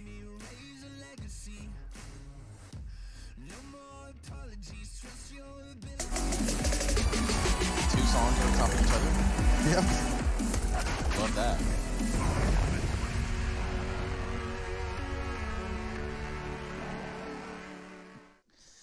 It's that North will continue to march along here in this best of 3. They are not out of the fight just yet, but Forze certainly have picked up this first map. They have done it on Train. Now we're going to switch over to Nuke, which is the pick of North. We're going to see what they've got going on in their studio, or I guess in their arena of their own thing going on here. It's in a hacky sack. Yeah, it's an interesting time over there in the North office, I'm sure. What I always notice in that camera shot is they always have a massive bowl of bananas. That is the North fruit, the North actually fuel, is. I guess. North are fueled by bananas. Yeah. If they haven't worked out some sort of sponsorship there, I don't know. Who would the sponsor? What banana Just bananas company? as a whole. Vegetables, fruit incorporated. There's got to be someone with that patent. We'll look that up. We'll do a little bit of research because I'm honestly curious now. I gotta think Fruit.com. about it. If you were having a fruit sponsor, which I don't think exists anywhere across any sport, I think what is it? Chiquita? Isn't that a banana brand? I could be wrong. I probably said it wrong. Anyway, Forze North, we do have another map in front of us. We do get to see potentially the conclusion of the series if Forze can continue this. Now, that win percentage is a little something. Yeah, man, just a little shy of 200%. Oh, yeah, get it out. But not quite the best. I don't think that it's going to be that much of a shoe in here, especially given the firepower that we've seen from the side of Forze. They've proven that they can hang with North. They've proven that they can take the fight to North. Now, the comfort level is the real question when we start to look at Nuke. Yeah, and North of being proven as well. They've proven they can beat Forze on this map. Only weeks ago, we saw them back in Anaheim, Harry. We were there as well. It was a Nuke game, a best of 1 in the opener for their group, and North 16-8 them. It was an easy affair. 11-4 CT side for North. So one of the worries is, of course, this is their map pick, so therefore Forze will get the choice, and obviously it's Nuke. You would pick CT side. So we're going to have to see North's T-side tested. And back on, Train, it was okay. They got 5 or 6 rounds. Not the best, but, this is where they've got to make a stand. Well, here's our stand, or at least the standing that GG.bet has given us in terms of the odds. Is this making sense now that we've seen the conclusion of the first map? I mean, it makes sense, but I also still think North are going to win the series, even though they're down a map. So... Ooh. Hey, I'm not. Don't listen to me. Okay, no problem. I can't wait to see this like kind of duality between Kirby and Cage and B. They've been playing towards outside on Nuke a little bit and helping each other out over towards that garage area with Cage and kind of playing this like hell rotate between the two. And that was phenomenal just the other day when we caught it. It was shutting them down time and time again. It looked so damn good. Yeah. And I think if they keep that up, especially with Kirby popping off in the fashion he just did, we could be in for a real treat. We could be in for a treat. The treat that I want to see is AZ stepping back up to where we saw him prior. This guy was doing numbers over there on Dust 2 the other day. We need to see it here on Nuke, or at least I want to see it, rather. That's what we're going to be taking a look at now. Is the second map of this series, North and Forze for the ESL Pro League Season 11. Well, we're certainly going to have our eyes trained here on Nuke. A little bit of this, a little bit of that, a little bit of Harry and Hugo to guide you through this pistol round. Well, Trace, to bring you some positivity, something you want to hear. I mean, AZ was plus 13 when these guys played just the other day on LAN. 1.79 rating. Don't ruin the drop. Harry, hit it. Turned down for what? Okay. I was gonna say something, but here's the problem: is like nothing I say feels good enough. So we have to see action instead of words, because that's always better. A little less conversation and maybe a little more action, please. AZ does get one. Kirby's holding the lobby, and shaky aim, shakes away, and that's Kirby and MSL doubling up. Almeza just about getting away. And that bomb's already planted. This fast A play catches Forze with their pants down. They tried to triple push the ramp room and go on this flank. I like the idea from Forze, but the problem is with North running that fast, just charge into the A bomb site with a smoke in main. There is no way for you to really get yourself out of that. That was kind of the perfect counter to what Forze just ran. And considering Forze so many times on the T side of Train would completely outplay North by, taking the one position North didn't have, being it Pop or Ivy, North have just done the exact same thing. MTA site abused by the Danes, and with 5 alive, they will take that pistol round. Jerry saves his Kevlar for the Force buy, and I'm sure Force are going to go right in for it. North continue their streak of pistol rounds. I say streak, they lost both on Train, but with the exception of that single map, they have been very successful in these conversions also. Yeah, and immediately you can see North just feeling that comfort zone in this map. When they're starting to take those fights and they really just start to punish you, that is how you know that this is their map pick. And that's how it's usually supposed to go with your map pick, which is not necessarily the story of Counter-Strike, is it? Facecrack is back on the Nova. I want to see what his idea is with this. I think there's two places you can play it, either top hut or, and he's doing what I hoped he would do, you go and sit in the vent and you hope that someone comes down after you. I think it was Snacks who used to actually do this on the T side. He used to get a sawn off and run down the vent and then hold for a rotation back up through it. Now, Jerry's opened this round up with a kill onto Gade. Nova's been dropped already as Facecrack has been able to upgrade onto the Galil. Hope that someone retrieves it, but I don't want to focus all round long on the shotgun. Ooh. Instead, Flit over here at the A bomb site gets away with a lot of damage. Jerry's up through the vents and gets himself another kill north. They do not want to give this round up. I know this is the 4 from Forze, so you'd think they would do something, but this is a lot. Just barely dodging it there. It's going to be X-Power dropping out of heaven. It's the bomb. Big kill if Kiabi goes down. He does the bomb. Look at it tumbling into the lobby, falling at the feet of Facecrack. It's AZ alone, and he's got to crack some faces of his own if he wants to win this round. The scout isn't going to kill him in one shot. He's down to 9, though, and that is a rough bullet. Almazer and Facecrack now holding on, and Facecrack's going to re-push the lobby. AZ's not ready for the close position. Forze will find the force after all. He wasn't ready. Just kidding. You are correct. A little bit of a back-and-forth game here to kick it off on Nuke, 1-1. We're going to see some purchasing power on the side of Forze. Rifles in tow, along with a Galil and a Scout. Big Jerry on the Big FAMAS. Big Harry. Tell us.